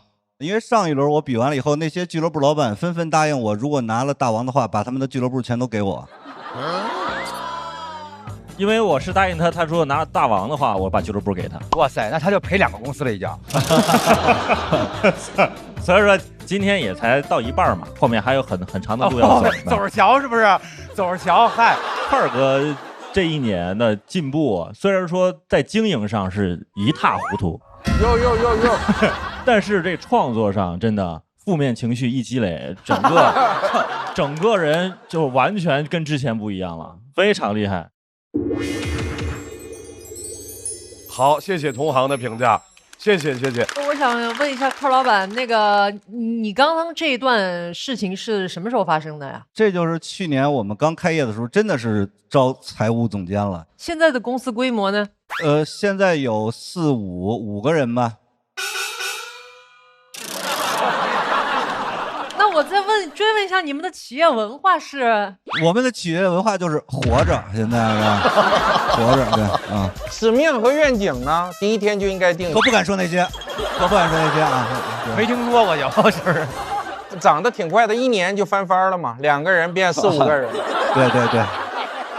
像你们俱乐部营业，当然要卖票。还有是不是要签越多的演员，就是这个盈利的可能性是越高的，是这样吗？对，理论上是这样。但是因为我去年没上节目吧，那边的演员他们都不太信任我的喜剧能力，所以说今年我上节目也是想让大家知道我也是有这个能力，可以帮助大家多讲脱口秀的。就广深的朋友们也可以多去开花尝试一下。基本上逻辑就是生意做不明白去带货就可以了。有些企业家就这么干的。得了，买卖也谈清了。脱口秀也演完了，让我们把雪冰重新请回现场。我们来看一下雪冰和小块他们的票数情况。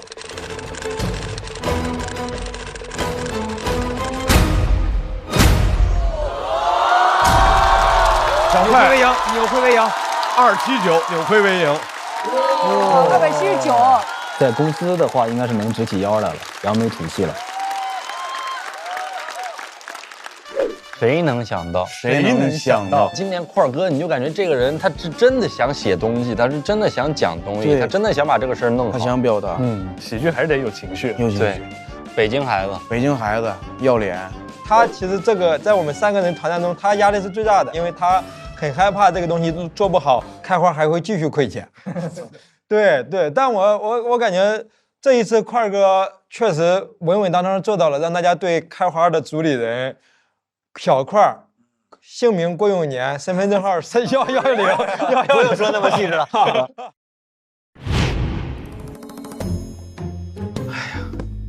干嘛去了？看着这么累？这不又接了很多活吗？然后赶场回来，没事啊，都是为了咱俱乐部，没事就行。你准备一下，一会儿还有演出呢。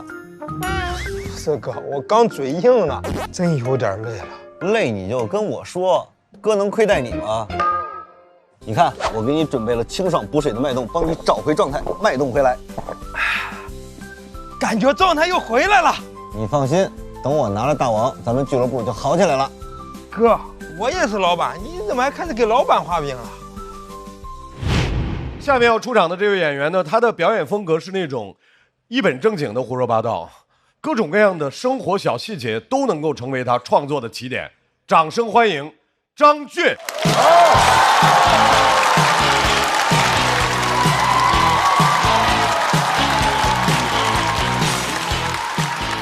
大家好，我是张俊，你们好吗？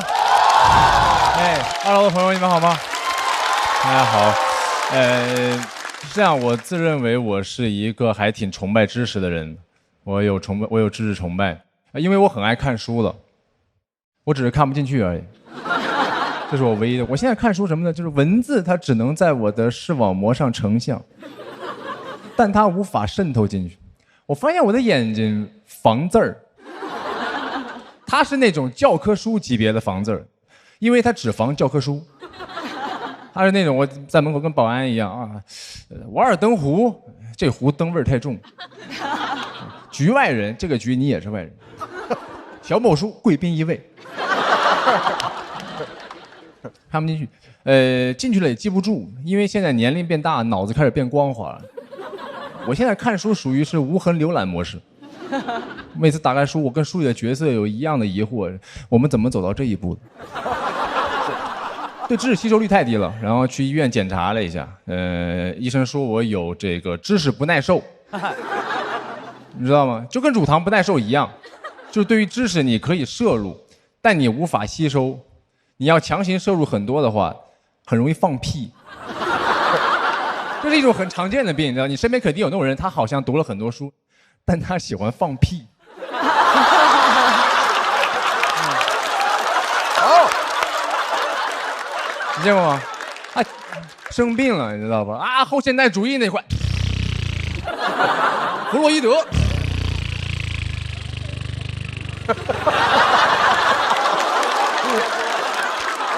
弗洛伊德这个屁特别长。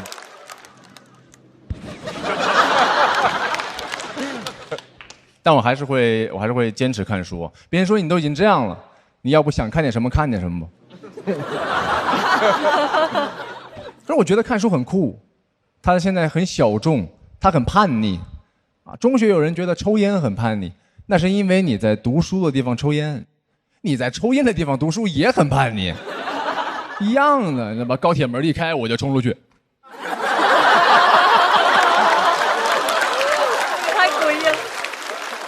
哎，给我憋坏了。旁边那个抽烟大哥，哎呀，他好叛逆。列车员喊：“快上车，来不及了，随便找个门上。”两位大哥都已经吸不进去，我也一样，我知识不耐受了。列车员喊：“还有人要上吗？”头一次因为读万卷书没赶上车，然后要行万里路。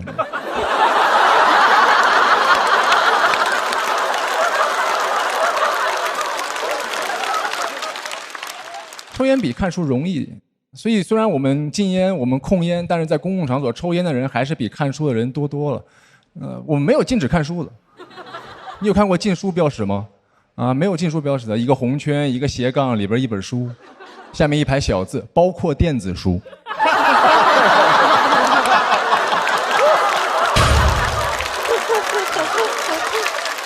你把高铁厕所门一拉开，干嘛呢？你干嘛呢？你干嘛呢？我抽烟呢。行，不准看书啊，包括电子书啊。这容易太多，问题是知识它不成瘾，知识它要成瘾就好了。你直接往烟里边加很多知识，直接抽，它甚至可以解决我的很多疑惑。不然我老是好奇，为什么每一个在烧烤店里边大声喧哗、一边抽烟的人，他们碰巧都对俄乌战争那么了解？这些信息哪来的？那指定是烟里边有点东西了。如果不在烟里边，那就都在酒里了啊。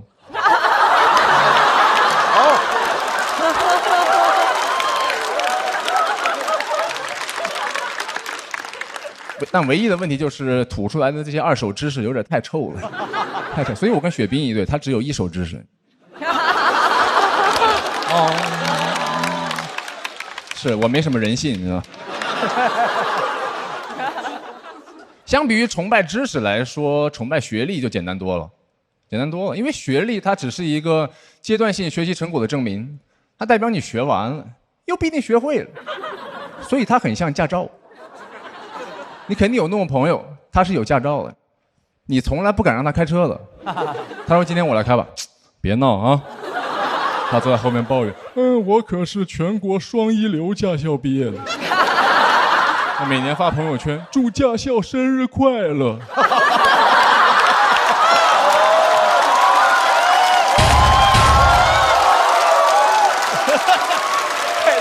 花舌上了啊！最绝的是这个，我的驾校全球排名 QS 前50，去年又上升了1名。我的妈呀，都毕业那么多年了，还说这个？有可能你学校排名能上升，就是因为你毕业了。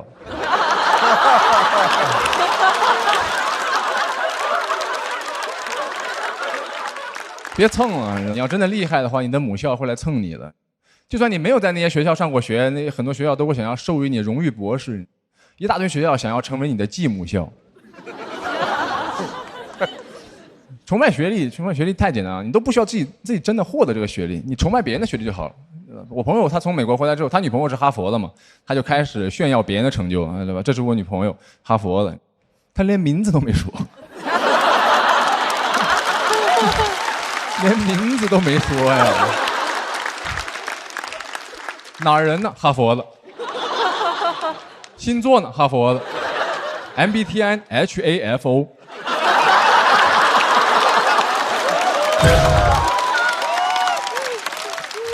他女朋友什么人格我不知道，他肯定不是快乐小狗，他是个哈佛舔狗。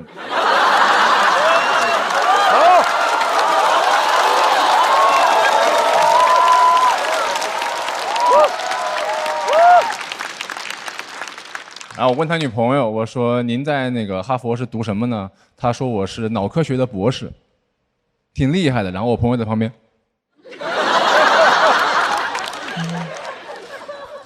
我现在怀疑他女朋友跟他在一起是做研究，需要点特别的样本，需要他女朋友论文致谢的时候，感谢我男朋友给我这么精彩的数据。他男朋友非常好，是厉害厉害。我只想说的就是不要光崇拜学历，不崇拜知识。你如果只崇拜学历的话，很容易被我这种学历不稳定的人骗。因为前几年我读博士的时候，他们还说，哎，段子挺有文化，挺有东西的。然后后来变成本科了，人还是要多读书，人还是我怎么退个学把梗也退回去了，没有必要。那现在他们前段时间有人听说，哦，我又拿了哥大的 offer， 然后他说，哎，段子还是有点东西的。夸早了，就是我段子有没有东西，取决于特朗普给不给我签证。没拿到签证啊，在这儿。没有必要，不要光崇拜学历，尤其是咱们这个行业，有些人好笑跟他学历高不高没有关系，他本来就好笑。我特别受不了有人说，哦，学历高的人讲段子就高级，好笑就好笑，高级，骂人真脏。就是你但凡吃了一顿饭，你知道它很高级，你就知道完了，后面还要再吃一顿好吃的。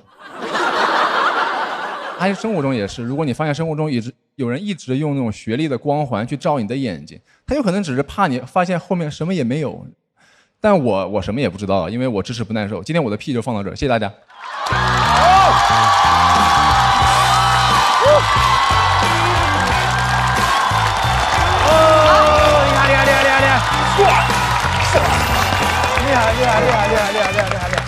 厉害，没事，左票倒计时。哎，谢谢。刚才咱们说小块像换了个人，张俊也有点像换了个人。开挂了啊！这是张俊，我觉得我听到过他，我觉得最好的一次，太好了，非常棒，经典永流传，哇，好棒！这其实是我历史最好成绩，我没有经过第3轮。你这个是冠军级的表现。哎呦，谢谢。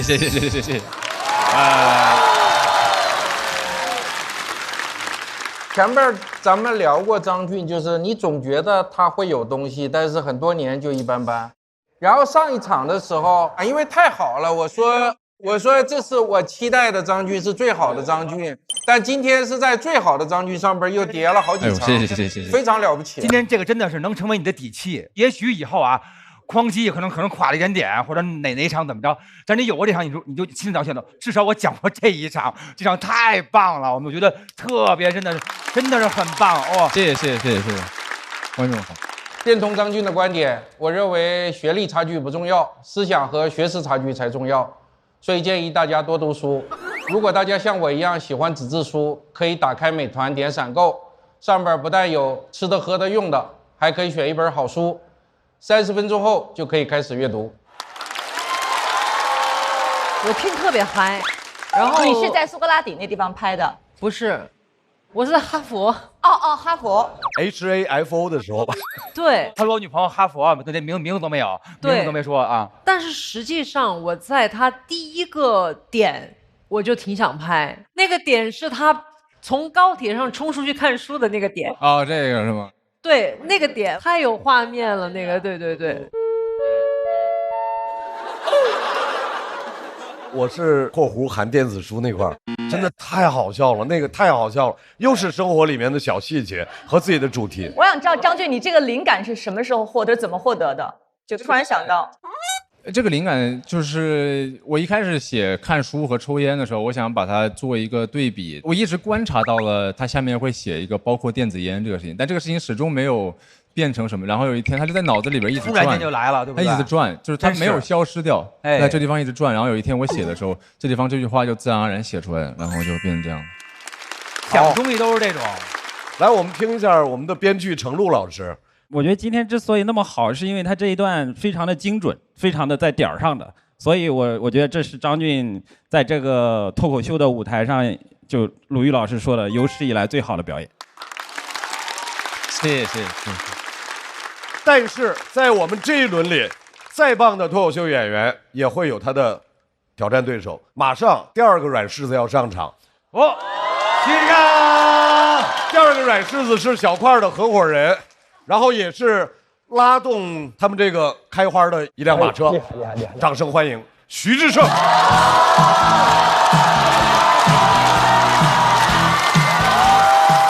家好，我是志胜。大家别看我稿子接不住，好不好？大家看出来我瘦了吗？啊？我瘦了15斤。刚刚说没有的人良心痛不痛？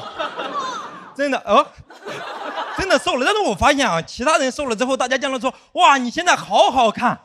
我瘦了之后，大家说哇志胜你现在好精神啊，知道吗？还有人问我说志胜你为啥要减肥呀？我说为了精神。我刚开始真的是为了让自己显得精神一点，但我是没想到一点其他的效果也没有呀。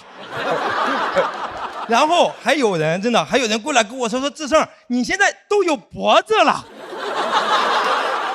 我说我减肥那么拼，就为了把脖子拼出来。我说怪不得显精神了，我这还是一种拼搏的精神。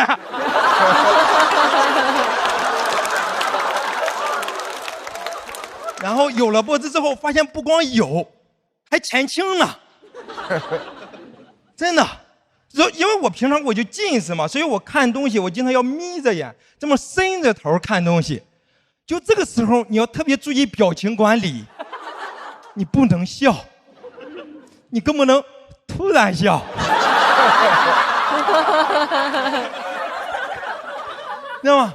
然后我为了矫正那个体态，我还想着去按摩矫正一下。然后去了之后，他给我做那个体态评估，很刻薄。然后去了之后，他就说看你肯定湿气重，然后就开始摸着我的关节，说你这个有脖子前倾、圆肩、含胸，然后脊椎侧弯、骨盆前倾，你还 O 型腿。然后最后把鞋一脱，说你怎么还拇指外翻？我是真没想到，我过来调整个体态，心态崩了。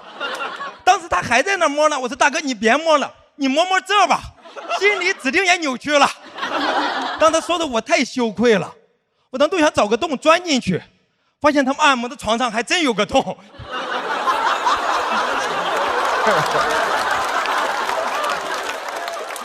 然后跟我说要正骨，我真挺紧张的。我听到正骨，因为我第一次看到正骨，我就觉得很危险。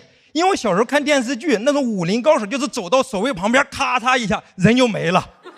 我从来没见过那种月黑风高，一个武林高手偷偷走到守卫旁边，咔嚓一下，守卫说：“哎，舒服多了。”哎，我这可是多年的老毛病了，真的。然后我也不明白为什么正骨非要听响，就那个师傅在那每按一下，摁一个关节说：“哎，这个响了。”按一下说：“哎，这个也响了。”我当时躺那，我感觉自己像一挂鞭炮。就我来的时候还是我点技师，现在是技师点我了，你知道吗？关键是想那都是最好的结果，要是不想，他就会一直给你按到响。真的有一个地方大哥按了3次了，还没响，我就听大哥开始在后边深呼吸蓄力了。我说大哥这是打算用内功了吗？然后我说大哥这个没响是不是说明他就没问题呀？要么就是我湿气太重，鞭炮受潮了，对吧？我们讲脱口秀，包袱也经常不响，我不能讲3遍呀。我们讲脱口秀，包袱也经常不响，我不能讲3遍呀。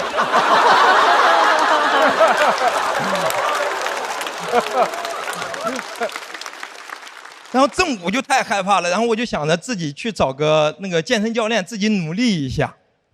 然后去了之后，教练跟我说：“这咱们练之前呀，先做个体态评估。”我说：“跳过这一步吧。”然后我真的发现，体态真的很难矫正，是因为他要训练的都是你经常不用到的肌肉，就很难受。你在那练的时候，教练都得跟我说志胜你就咬牙坚持住。我真的坚持住了，效果很明显。我现在咬肌特别发达，我现在有8块咬肌。然后关键是什么？关键是而且是那种矫正驼背的动作，你在生活中真的很难用到。我从来没有见人在生活中用到这个动作，你知道吗？我用到这个动作就只有别人问我有稿吗？我说没有啊。而且我真的体态太差了，我在那练的时候就是关节都咔咔响。教练说：“哎，你关节怎么老响呀？”我说：“这又不让响了。”你知道有人为了听到他有多努力吗？真的，我这关节也是，该响的时候不响，不该响的时候瞎响。我现在就想问他一句：你到底是咋想的呀？好吧，讲这里，谢谢大家。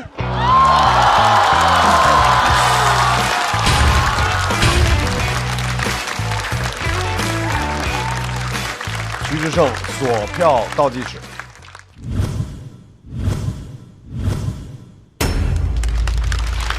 谢谢。志胜，你是怎么想起来去减肥的呀？你不胖啊？我其实减肥真的就是为了精神一点，因为不是你怎么不精神了？哪儿不精神了？因为我发现我就平常就是属于赖着，我就这么一摊，因为躺着，然后我就想着减肥。哦，罗老师没有拍啊？对，因为志胜这个赛季他自己也说了，就是来开 party 的，就高兴一下，来高兴来放松。对，因为他现在确实也没有那么多时间写本子和那个什么。没有，但社会每个方面都需要他，所以他能分配给脱口秀的也就没有。但我更需要脱口秀呀，罗老师。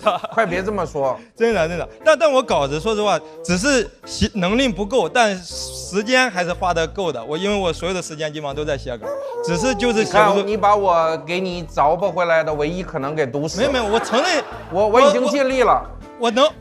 我能知道的就是我一无所知。对，而且他着不的是他得努力啊！对。但是正骨这件事大家都去过吧？好多人都去过啊。我就是后背也是老酸，对。然后去正骨那儿，好多那种厉害的，先摸你后边，先掐你后边一个怎么样？他问我说：“你是不是平时老瘫着？”我说：“没有啊。”他说：“你是不是老翘2郎腿？”我说：“没有啊。”我说那我是什么问题啊？他说你爱撒谎啊。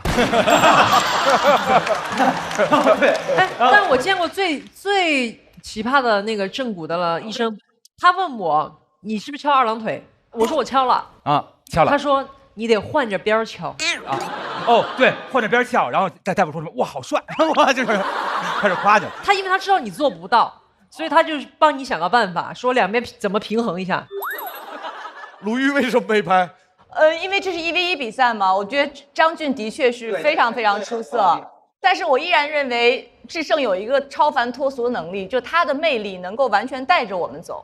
在他讲这个段子之前，我一直往那个台子上看，我就第一次清晰的看到徐志胜特别好看的下颌线。志胜本来就是帅的，散发着光啊！哎。我本来想讲这个段子了，但我在这个台上不想吃颜值，主要是这个时候给你们看一下吧。我看看，这有哦，下颌线，鹅，去下颌线。朋友们，我有一个提议让我们结束这些无聊的话题吧，好吧？不是，不是，张老师，你不能没有就不让我展示呀。对呀。张老师他用语言给你征服，怎么回事？这个孩子怎么回事？来。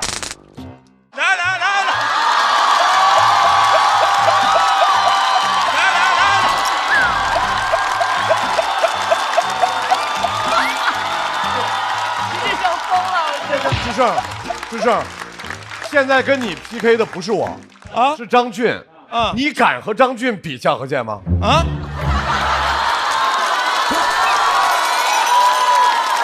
你跟我比有点无聊了吧？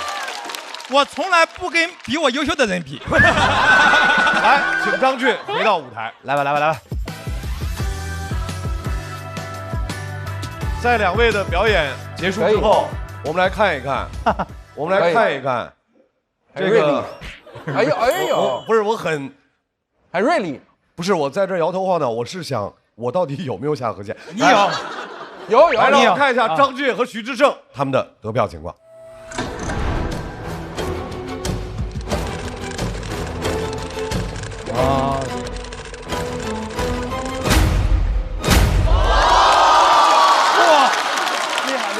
张俊拿到了第3赛段截止到目前为止的最高票数290票。冠军！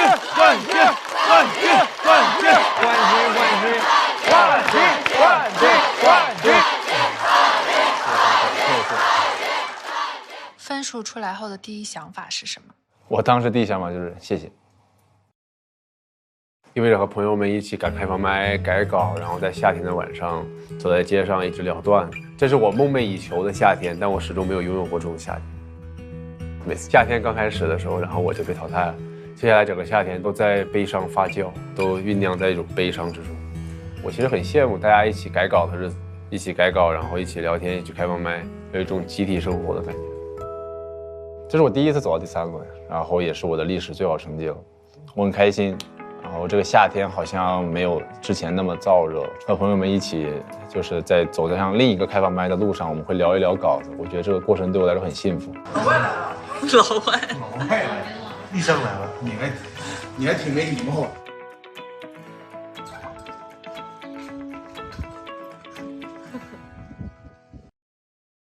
他困扰过我，他非常困扰我。我其实只是正常的和观众在交流我的想法，就我没有刻意把自己放在很低的位置，但我也没有要故意俯视观众。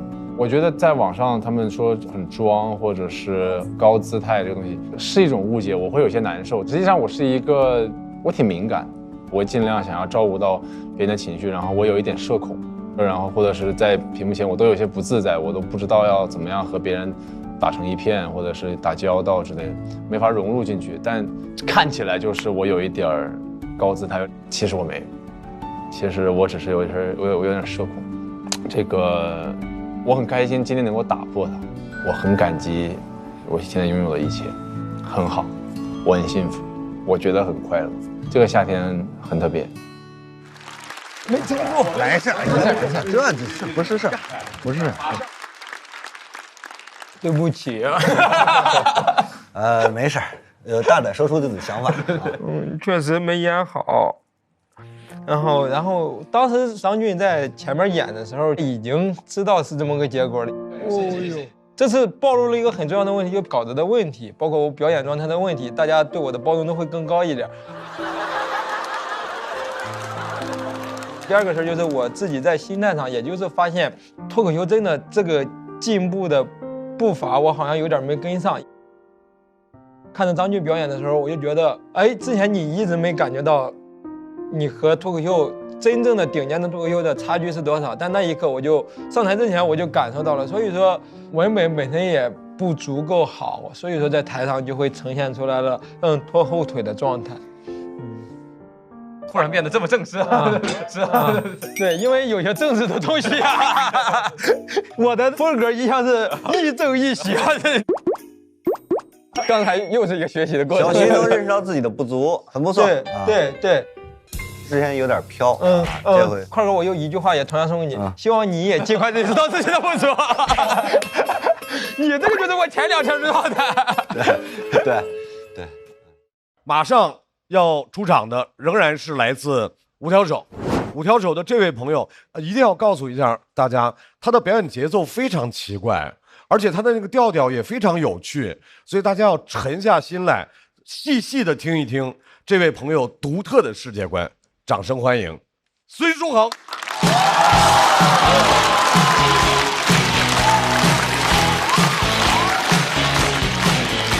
嗨，大家好，我叫孙书恒，谢谢大家。我们这队儿叫五条手，然后我比较好事儿，我想既然叫五条手了，我们就真的组个乐队吧，让雪冰弹贝斯，因为贝斯嘛，有手就行。但是我后来发现他是没有拨弦的这个手。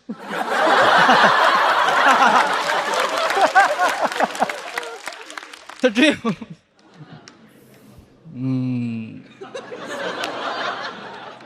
雪冰沉默了，一点声音都没有。我说贝斯就是这个声音，对不起，我是一个有道德缺陷的人，我道德残疾，我认了，顾不上了，很多的那个道德我都顾不上，我不能环保。就是大城市的年轻人活得太累了，家里催婚，工作催命，你上了一天班回到家，海洋上又有垃圾了，又要怪罪我了。这海洋上垃圾跟我有什么关系啊？我垃圾都扔垃圾桶里了呀，它怎么出现到海洋上的？还有外国人指责我们使用一次性筷子不环保，我真的很生气。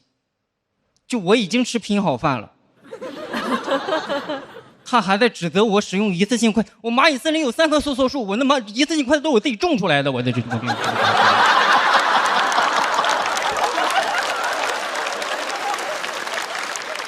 我说我不环保，但我最起码告诉你了，我使用一次性餐具，我告诉你了，很多事情你意识不到，他不会告诉你的。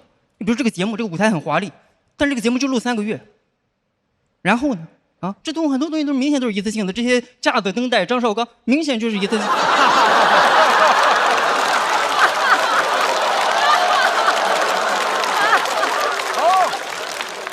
别的节目完全用不着。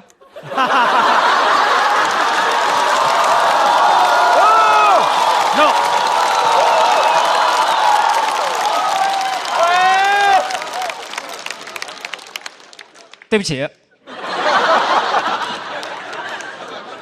我是一个有道德缺陷的人，我都说了，是吧？这些东西然后怎么办？造成的污染谁来管？你知道海洋上现在有多少海龟正在举办脱口秀大会吗？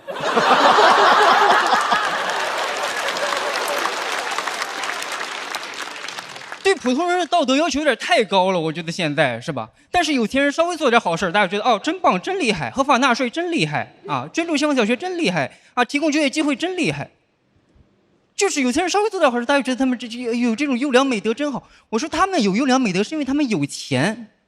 他们有余力有那些优良美德，就我有的钱只允许我拥有部分的优良美德。就有些人可能这么大一个圈，我就这么小一个圈，你只能塞进一些什么勤俭节约、吃苦耐劳、助人为乐，真是不行了，助人为乐真够呛了，助人为乐。就是我的钱要去资助一个贫困家庭，这个世界上就会多出一个贫困家庭来。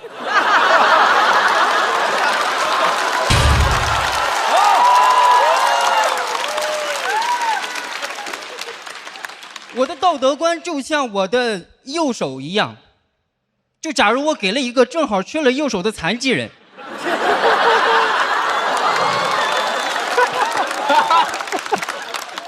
我就是这样自顾不暇了，真是自顾不暇，只能顾得上我自己。我有时候也想做好事，但我真的没有那个能力。我家里有那种大专毕业、中专毕业的小孩，非让我在上海给他找份工作，我真的很想帮忙，但那小孩啥也不会。我说编程会吗？不会。我说那 Excel、PPT、Word 这些会吗？也不会。我说那开车会吗？也不会。电动车太危险。我说那说唱摇滚脱口秀你是总得3选1了吧？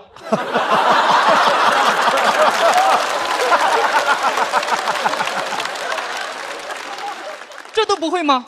怎么做到的？人怎么能在专业知识一点没学的情况下，课外活动一点没参与呢？你是这活得很真空啊，哥们儿！你这大专这3年，你这大专。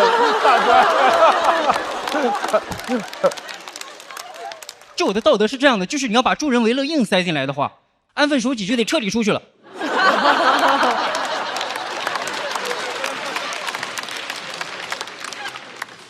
就我可以给你找到工作，但工作是什么你就别管了。那家长还说呢，哈，没关系，能跟你在上海混着就行。我说在上海我不能保证啊，在国内我都够呛保证，我跟你在上海。就是很多那种，你遵守了更好，但是不遵守也行的那种道德，就硬让你遵守。比如孝顺，是应该孝顺，但没考虑钱的因素啊。说什么有钱没钱回家过，你没钱真的回家过得了年吗？机票这一关就得卡住。过年那个机票有多贵，大家也都知道。我刚毕业的时候，至少有3年的时间是贷款孝顺的。我说实话，孝顺真挺奢侈的孝顺。而且说这是什么传统啊？过年家里人团圆，这是一种传统，这是什么传统？以前的人高铁飞机没有那么发达，以前都是少小离家老大回。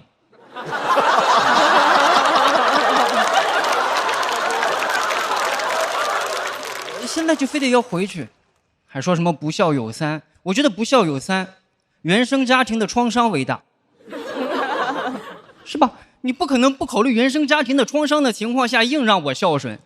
我现在已经把这2个硬挤在一块了，你让我多了个儿子做的真的很不错了。因为这一完了嘛，旁边还挤着报喜不报忧呢。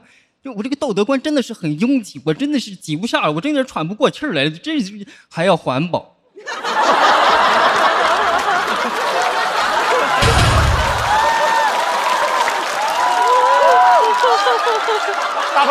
开口了，爷爷。环保要是塞进来，孝顺就得彻底出去了。我爸问我啊，你怎么不回家看看我呀？我说我还回家看看你，那海龟的鼻子上都插着吸管呢，我还回家看看你。因为全球变暖，北极都化了，北极没有北极了，你还在这回家看看你。真不知道轻重缓急啊！你说。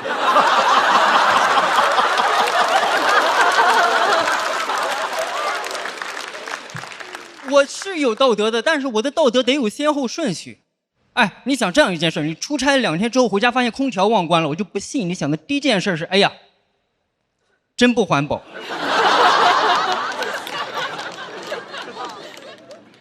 你懂吗？就是现在就是非得给我们这种普通人增加这种难题。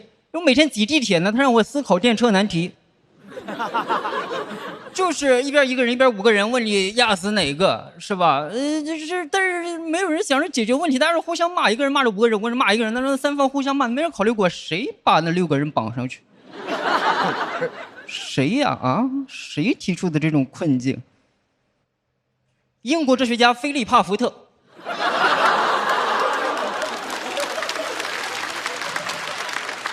这些天杀的小布尔乔亚，这些伪善的哲学家，每天也不想解决问题，就想提出难题，为难我们这普通人。现在很多人都是这样，一堆坐在7座商务座上的人，指责我们站着挤地铁的人不环保。就是我是穷则独善其身，他是达则绑架天下的。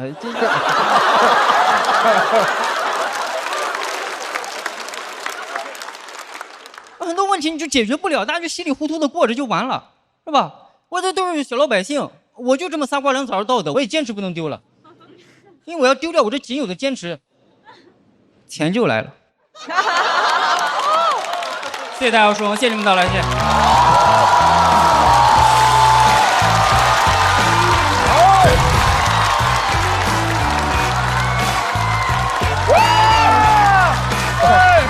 来，你们看他那么意思。各位抓紧最后的投票时间。为孙书恒的表演投票，我是不可能给他投这一票的。来，让我们看一下孙书恒锁票倒计时。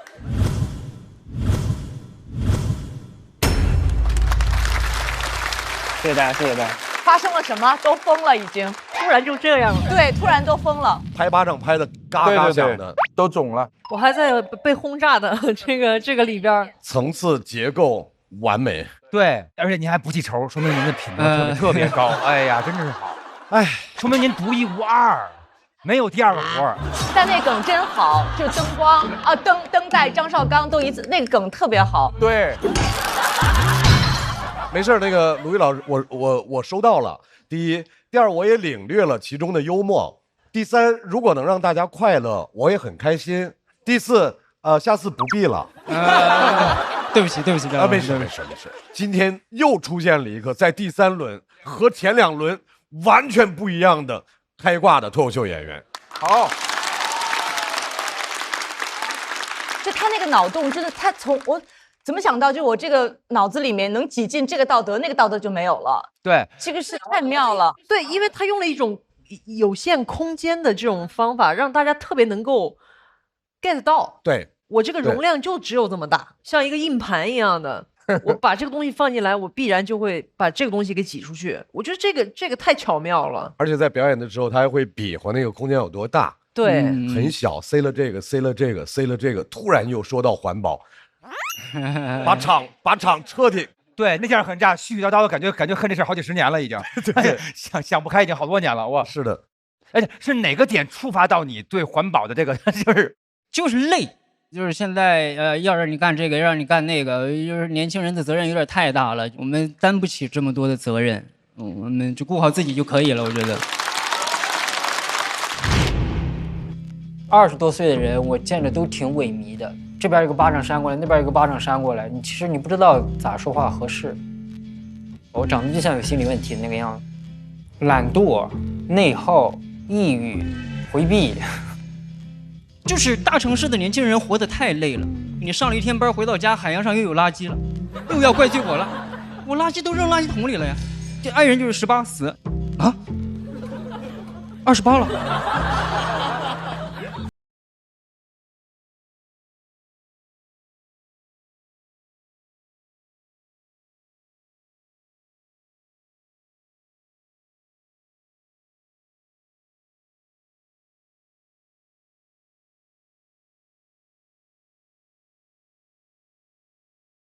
练得不好，没有人27开始学爵士的，就是这样。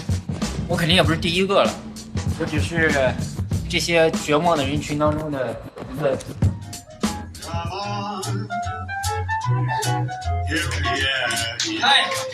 做脱口秀是你被一股神秘力量驱使，你就一定得做。我现在住在离我第一次上台的地方1公里的地方。就原来一个台，就在这儿讲，这后面有一个巨大的一个蓝色的人脸，对，就站在这儿讲。然后演的巨凉，演的巨尬，本来都不想干了，但是又舍不得，然后就一直在那儿混着，完了混了可能3个月吧，然后获得了那个功夫戏剧节的入选。我没想到呢会入选，就是那种现在有一个比赛，完了是什么呼兰、徐志胜这些，完了一个叫刘三的人也赫然在列，我就是那个刘三。那种快乐是我已经从业8年了，到现在为止都没有感受过，挺喜欢的，没有更好的选项，这是我做过最正确的决定。掌声欢迎孙书恒。谢谢大家，书恒，谢谢你们到来，谢谢。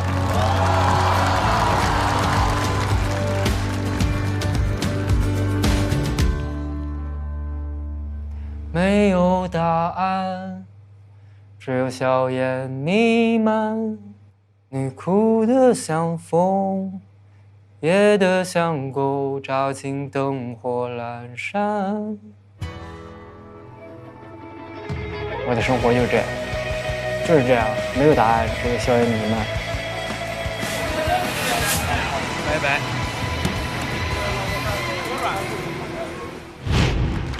真享受看这2个3人战队的比拼，你根本不知道谁可能在什么地方占先机。刚才刚有那么精彩的表现之后，舒恒又把这个场子给炸起来了，再次掌声送给崔舒恒，太厉害了啊！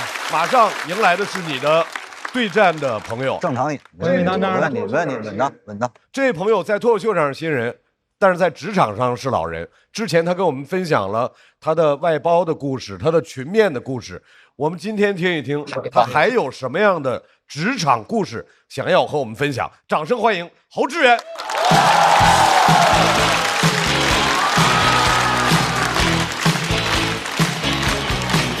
哎，你们好，你们好，哎，大家好，大家好，大家好，我叫侯志远，毕业于复兴矿业学院。这个是我面试时候的开场白，那很多时候也是结束语。有些学历歧视的面试官听完我的介绍，眼神都变了，感觉他们听到的版本好像是：大家好，我叫侯志远，我有传染病。他们学历歧视，但保持体面。听到我的学校会假装夸一句挺好的。我经常被夸奖，但是从未被录取。感觉面试官的评价分成4个等级，优、良、中，挺好的。其实我的专业成绩是我们学校前几名，但我投了上百份简历一个专业对口的工作都找不到。这个市场环境挺好的。我很要强，坚持了很久才去当销售。领导杨总跟我说：“小侯做销售不看学历，酒量比学历重要。”我酒精过敏。杨总说给我1个月的时间，让我把酒精过敏的缺点改掉。杨总这人挺好的。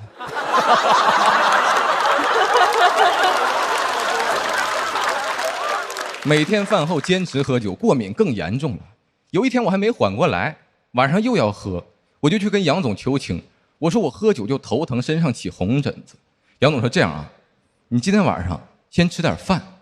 我说然后呢？然后再喝酒。天才！我头疼起疹子，原来是饿了。过敏类疾病被杨总攻克了，我最大的短板就这么突破了。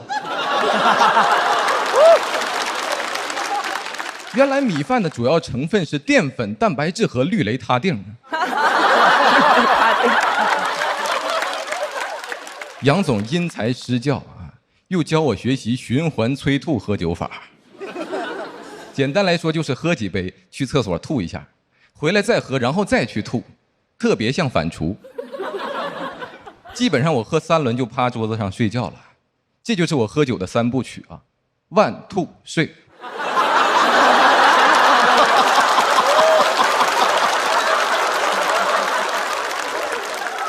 我在酒桌上主要起到一个运输的作用。我就好奇，我说这个酒为什么不能直接倒厕所里？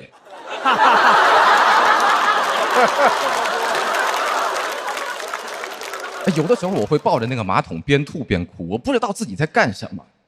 突然发现我吐的酒里还有米饭，原来我在酿酒。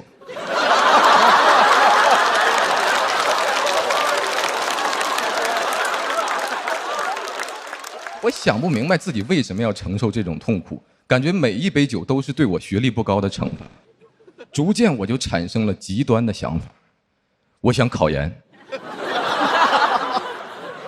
但我的工作其实不太适合复习，因为我们部门作息是颠倒的，白天休息，晚上喝酒，属于养兵1日，用兵1宿。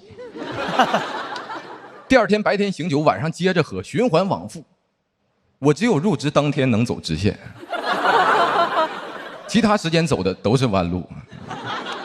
其实我在白天也有时间复习，但效率不高，酒还没醒。而且复习也得避开杨总，因为杨总这个人在公司里边，他可以看手机、看杂志、看报纸，但是看不得我学习。我一掏书出来看，他就来阴阳我，说：“哎呀，真上进呐！”我就看不了书，看见书我就难受，感觉杨总有严重的学习过敏。对付过敏我有经验我说你先吃点饭。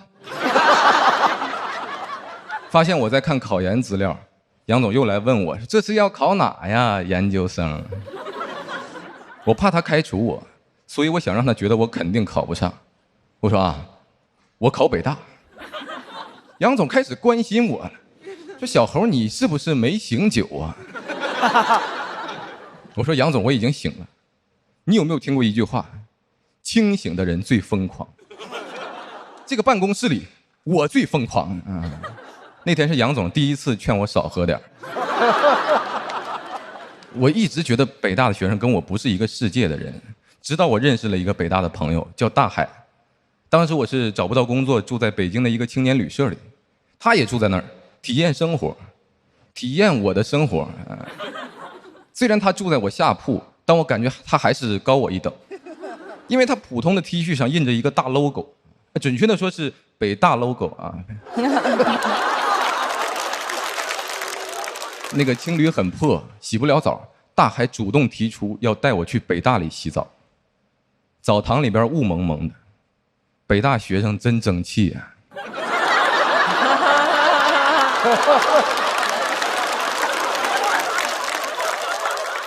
哎，你们跟北大的学生洗过澡吗？根本挪不开眼睛。我就想看看他们跟我到底有啥不一样。但我发现他们脱掉印着 logo 的衣服以后，没啥不一样，都是普通人，每一个我都看了。他们胸口都没有伟大 logo。当然我不是一直盯着看啊，我是边搓边看，看起来我是在搓泥，只有我知道我是在祛魅。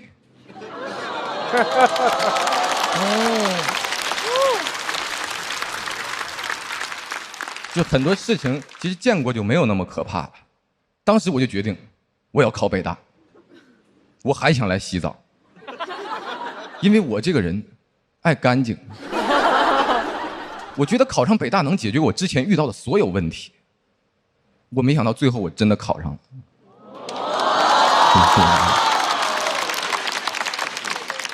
这复习的过程是很痛苦的，我能分享的经验就是少喝点酒。考研上岸，我最大的收获就是要相信自己。我感觉没有人可以再轻易的评价我了。现在我研究生也毕业了，我拿着那个北大的毕业证再去找工作，真不一样。我受到了很多特别的关注 ，HR 都特别关注我的第一学历。我说阜新矿业学院，他说啊，挺好的。讲到这儿，谢谢大家。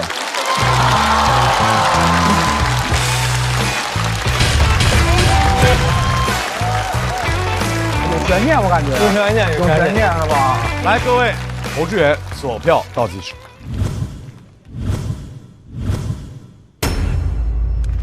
谢谢。侯志远的3个赛段是一以贯之的，它的内容是一以贯之的。对，这个其实是第1期的那个工作。对，是同一个领导。杨总这人挺好，就这么几年生活啊？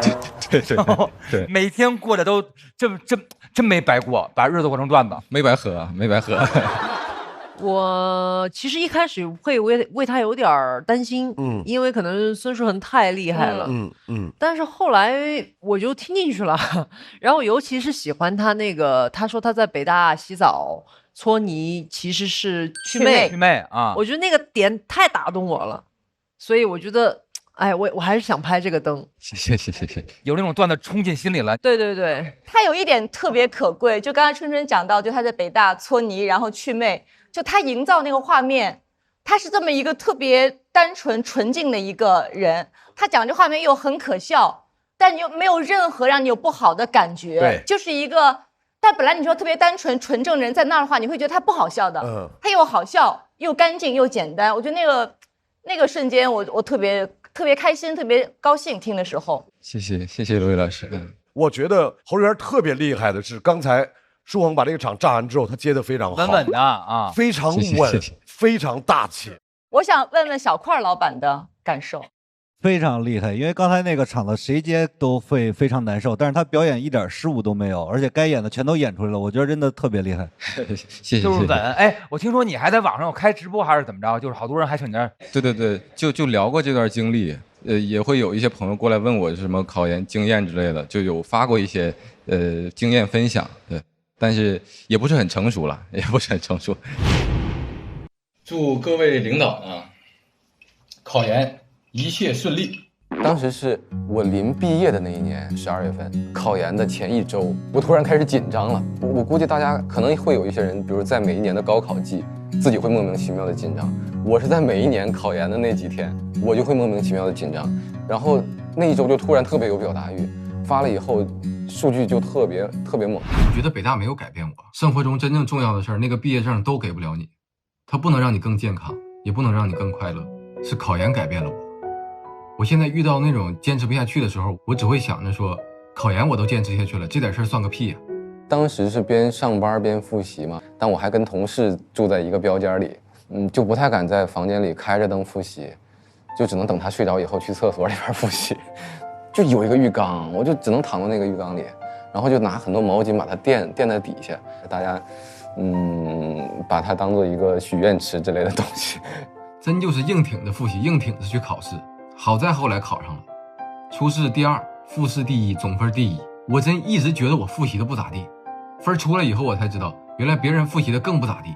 侯志源是一个很神奇的存在，长了张被欺负惯了的脸，你知道吧？有一股韧劲儿，就是有一种不服输的那些劲儿。哦，我喜欢这种铁骨。我觉得我其实不是特别能吃苦，但是我是很想活下去的一类人。我只是想有一个安安稳稳的一个生活状态。确实那个工作，比如喝酒的这段经历，给我很大的痛苦。当时我想要放弃的时候，第2天去工作，面对的还是那样痛苦的场景。其实这个痛苦最后就变成动力了。有的时候我会抱着那个马桶边吐边哭，我不知道自己在干什么。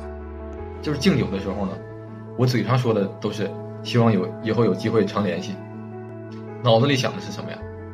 联系是指事物内部各要素之间和事物之间相互影响、相互制约和相互作用的关系。我有发现来，就是好像这个世界啊，发现我能吃苦以后，就会不断的把苦给我吃，你知道？就是你那个苦是硬塞到我嘴里的，我就想往外吐，但是我能想到吐的方法，又只能是考研，确实是挺苦的。所以我其实不想劝大家不要在意结果，我其实想劝大家的是，把自己所有能做到的努力都做到，然后让那个结果出现吧。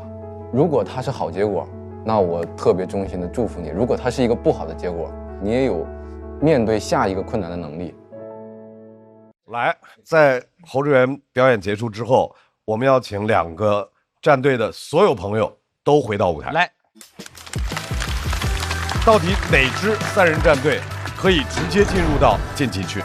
我们来看一下孙书恒、侯志源的得票情况。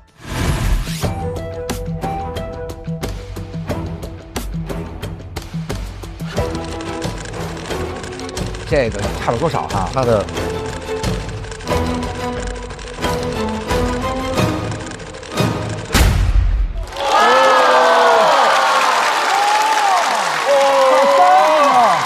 30票，可以，咱这个完成任务，完成反败为胜，还追回来了，追回来了。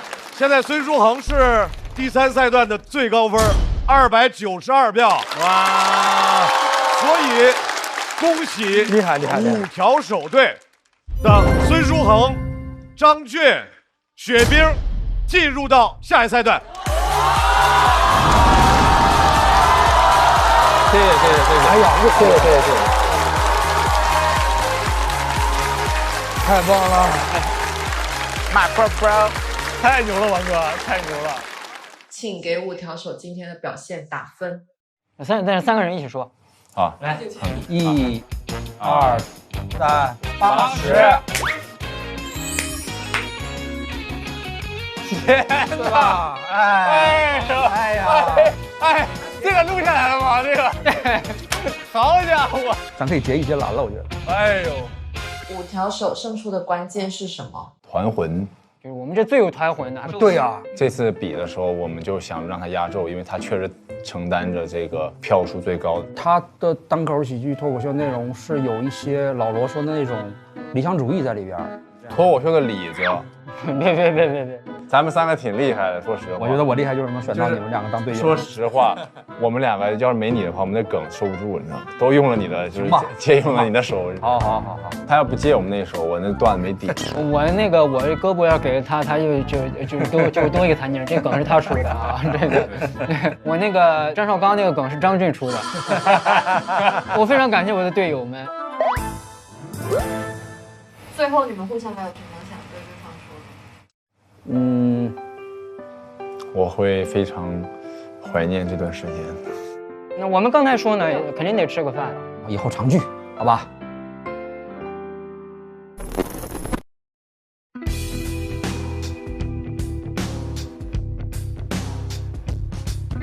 谢谢兵哥请的山猪。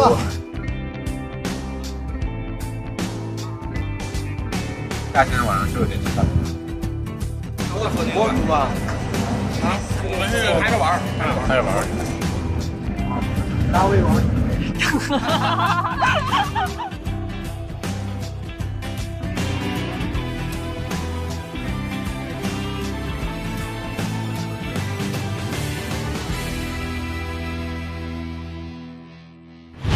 来了，哎呀，来了，可以了，来了。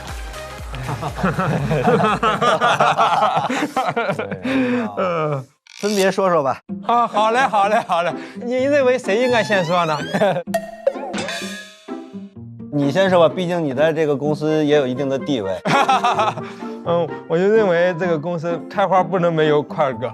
火车跑得好，全靠车头带。但不得不说，块哥超人的这个脱口秀水平，正常发挥啊，展示出来了高超的领导能力。行了，歇会儿吧，再夸就过了啊。小猴说2句。我觉得块哥前2轮的表现啊，现在可以被认证为是有所保留。哎呀！这一轮确实是因为我们2个，组成了一队，块哥这回就决定不保留了，所以我觉得这个是真实的水平，真实的水平。你的前途以后比他广。哎呀！咱们实话实说啊，确实也是帮我分散了火力啊。这个2位也是功不可没，我的成功也是在他们2个，也是靠他们2个托举。段子好还这么谦逊，人怎么能这么完美？反正对，还行。发现，一直抱着膀呢。咱俩的手都没地方放，他一直在那抱着膀呢。那是为了把腿空出来给咱俩抱。是这么回事呀。各位，截止到目前为止，脱口秀和他的朋友们的第2季的第3赛段交朋友赛的上半场就全部都结束了。本赛段一共有26个晋级名额，目前一共有6支3人小队全部表演完毕了。美团闪购神速晋级快人一步。让我们来看一下3人小队的晋级名单。3支队伍分别是蚊子、德子、叶子、4大天王、5条手，一共有9组朋友，现在已经顺利的晋级到了第4赛段。根据比赛的规则，排名第1的3人小队成员将获得下一赛段的跳段权。恭喜 Kid、李文和季叶，你们自己可以自由的决定是否使用。最后，再次把掌声送给我们所有的演员。感谢各位的精彩表演，也希望观众朋友能够在脱口秀的舞台上感受简单纯粹的快乐。做脱口秀永远的好朋友，想来现场体验线下脱口秀的快乐吗？微信搜一搜效果，关注效果官方公众号小程序，超多演出等着你来。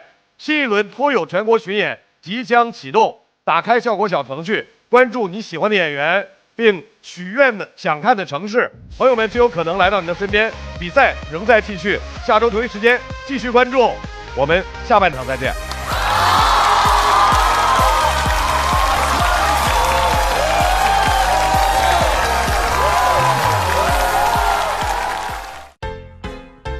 他说自己 QS 多少多少，要谨慎交往，毕竟学历高不一定有真材实料。再看下一个，QH 是啥呀？当然是茄皇了，他肯定有真材实料。那当然了，毕竟每桶茄皇都有约1颗阳光番茄。酸甜浓郁，内涵满满。番茄是个宝，茄皇错不了。不开玩笑，美团闪购马上就到，感谢快乐不止一点点的下一代购物方式，美团闪购冠名播出。番茄是个宝，茄皇错不了，感谢约1颗阳光番茄在里面的茄皇联合赞助播出，让生活更开心。感谢国民白酒老村长特约赞助播出。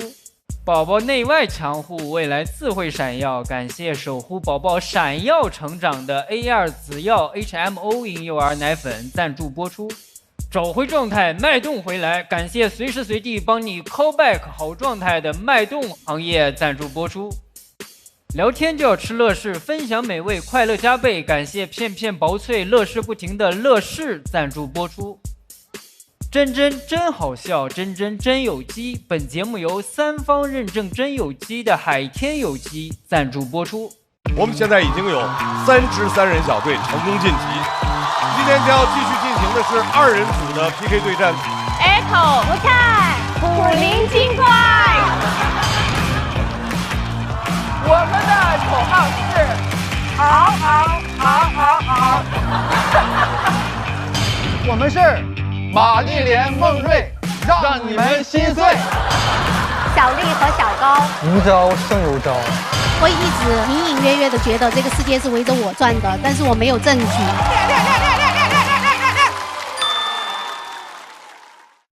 欢迎大家来到朋友们和他的脱口秀第2期，耶！首先，我们先从名气最大的张军老师先。哦，那现场巨炸，怎么听到张军有点紧张？我坐住了，没事，没事。二哥，你那个四灯，哎，继续说的意思是，再来5句，再来5句，你要不退股算了吧？他这么怼你，这退股是奖励，以为是脱口秀的胜利，其实是资本的博弈。要我说什么？要我去死呀！接下来这个游戏叫做行动猜词挑战，你假装坐下，把手抬起来。洗澡，要饭。漫谈完这个有优势，滑冰、滑雪，对，没素质。拿出来你3根手指，3根手指捏呀！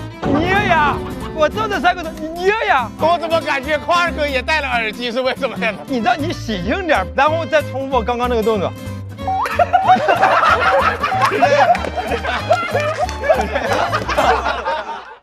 一场鲁豫和女脱口秀演员们的走心畅谈，遇见他们围桌而坐，打破刻板，无惧标签。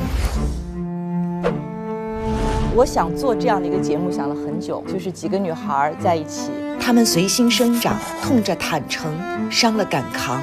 很多男人他跟你结婚几10年、1辈子，他不会尊重你。亲密产生轻蔑，忠诚带来虐待。不跟烂人在一起挣钱其实挺容易的。他们燃得彻底，赢得酣畅。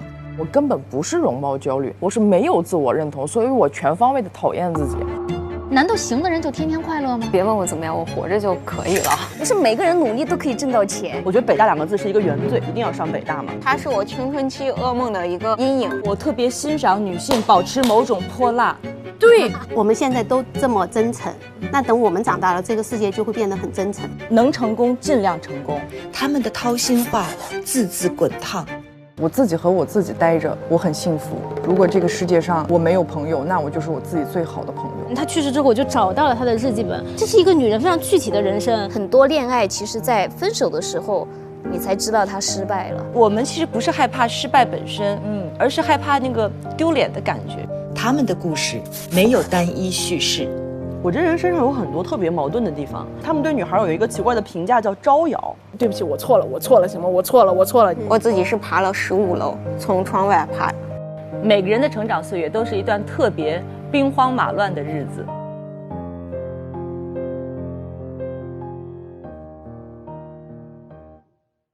不开玩笑，美团闪购马上就到，感谢30分钟好货到手的美团闪购冠名播出。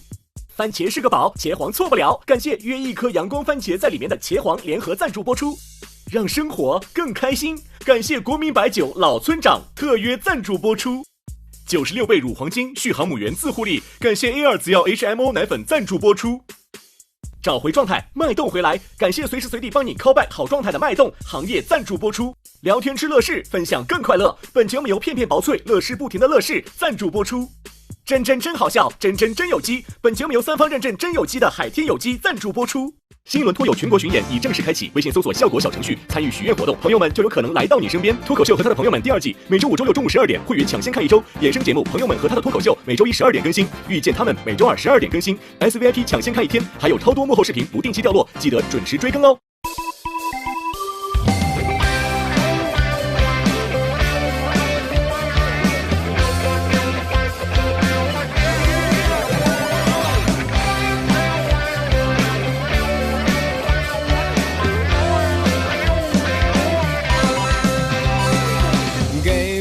阳光我就灿烂，给个破框，我就能下蛋。给我头大蒜就能下饭，谁都拦不住我，都我自己玩。给我一个木马，我就开始旋转。给我一个主角，我就开始撒欢。给我一顿臭马屁头有概念，我反弹，我反弹。天生就是自来嗨，原因留给别人猜。管他该来不该来，心不塞就不该打不败。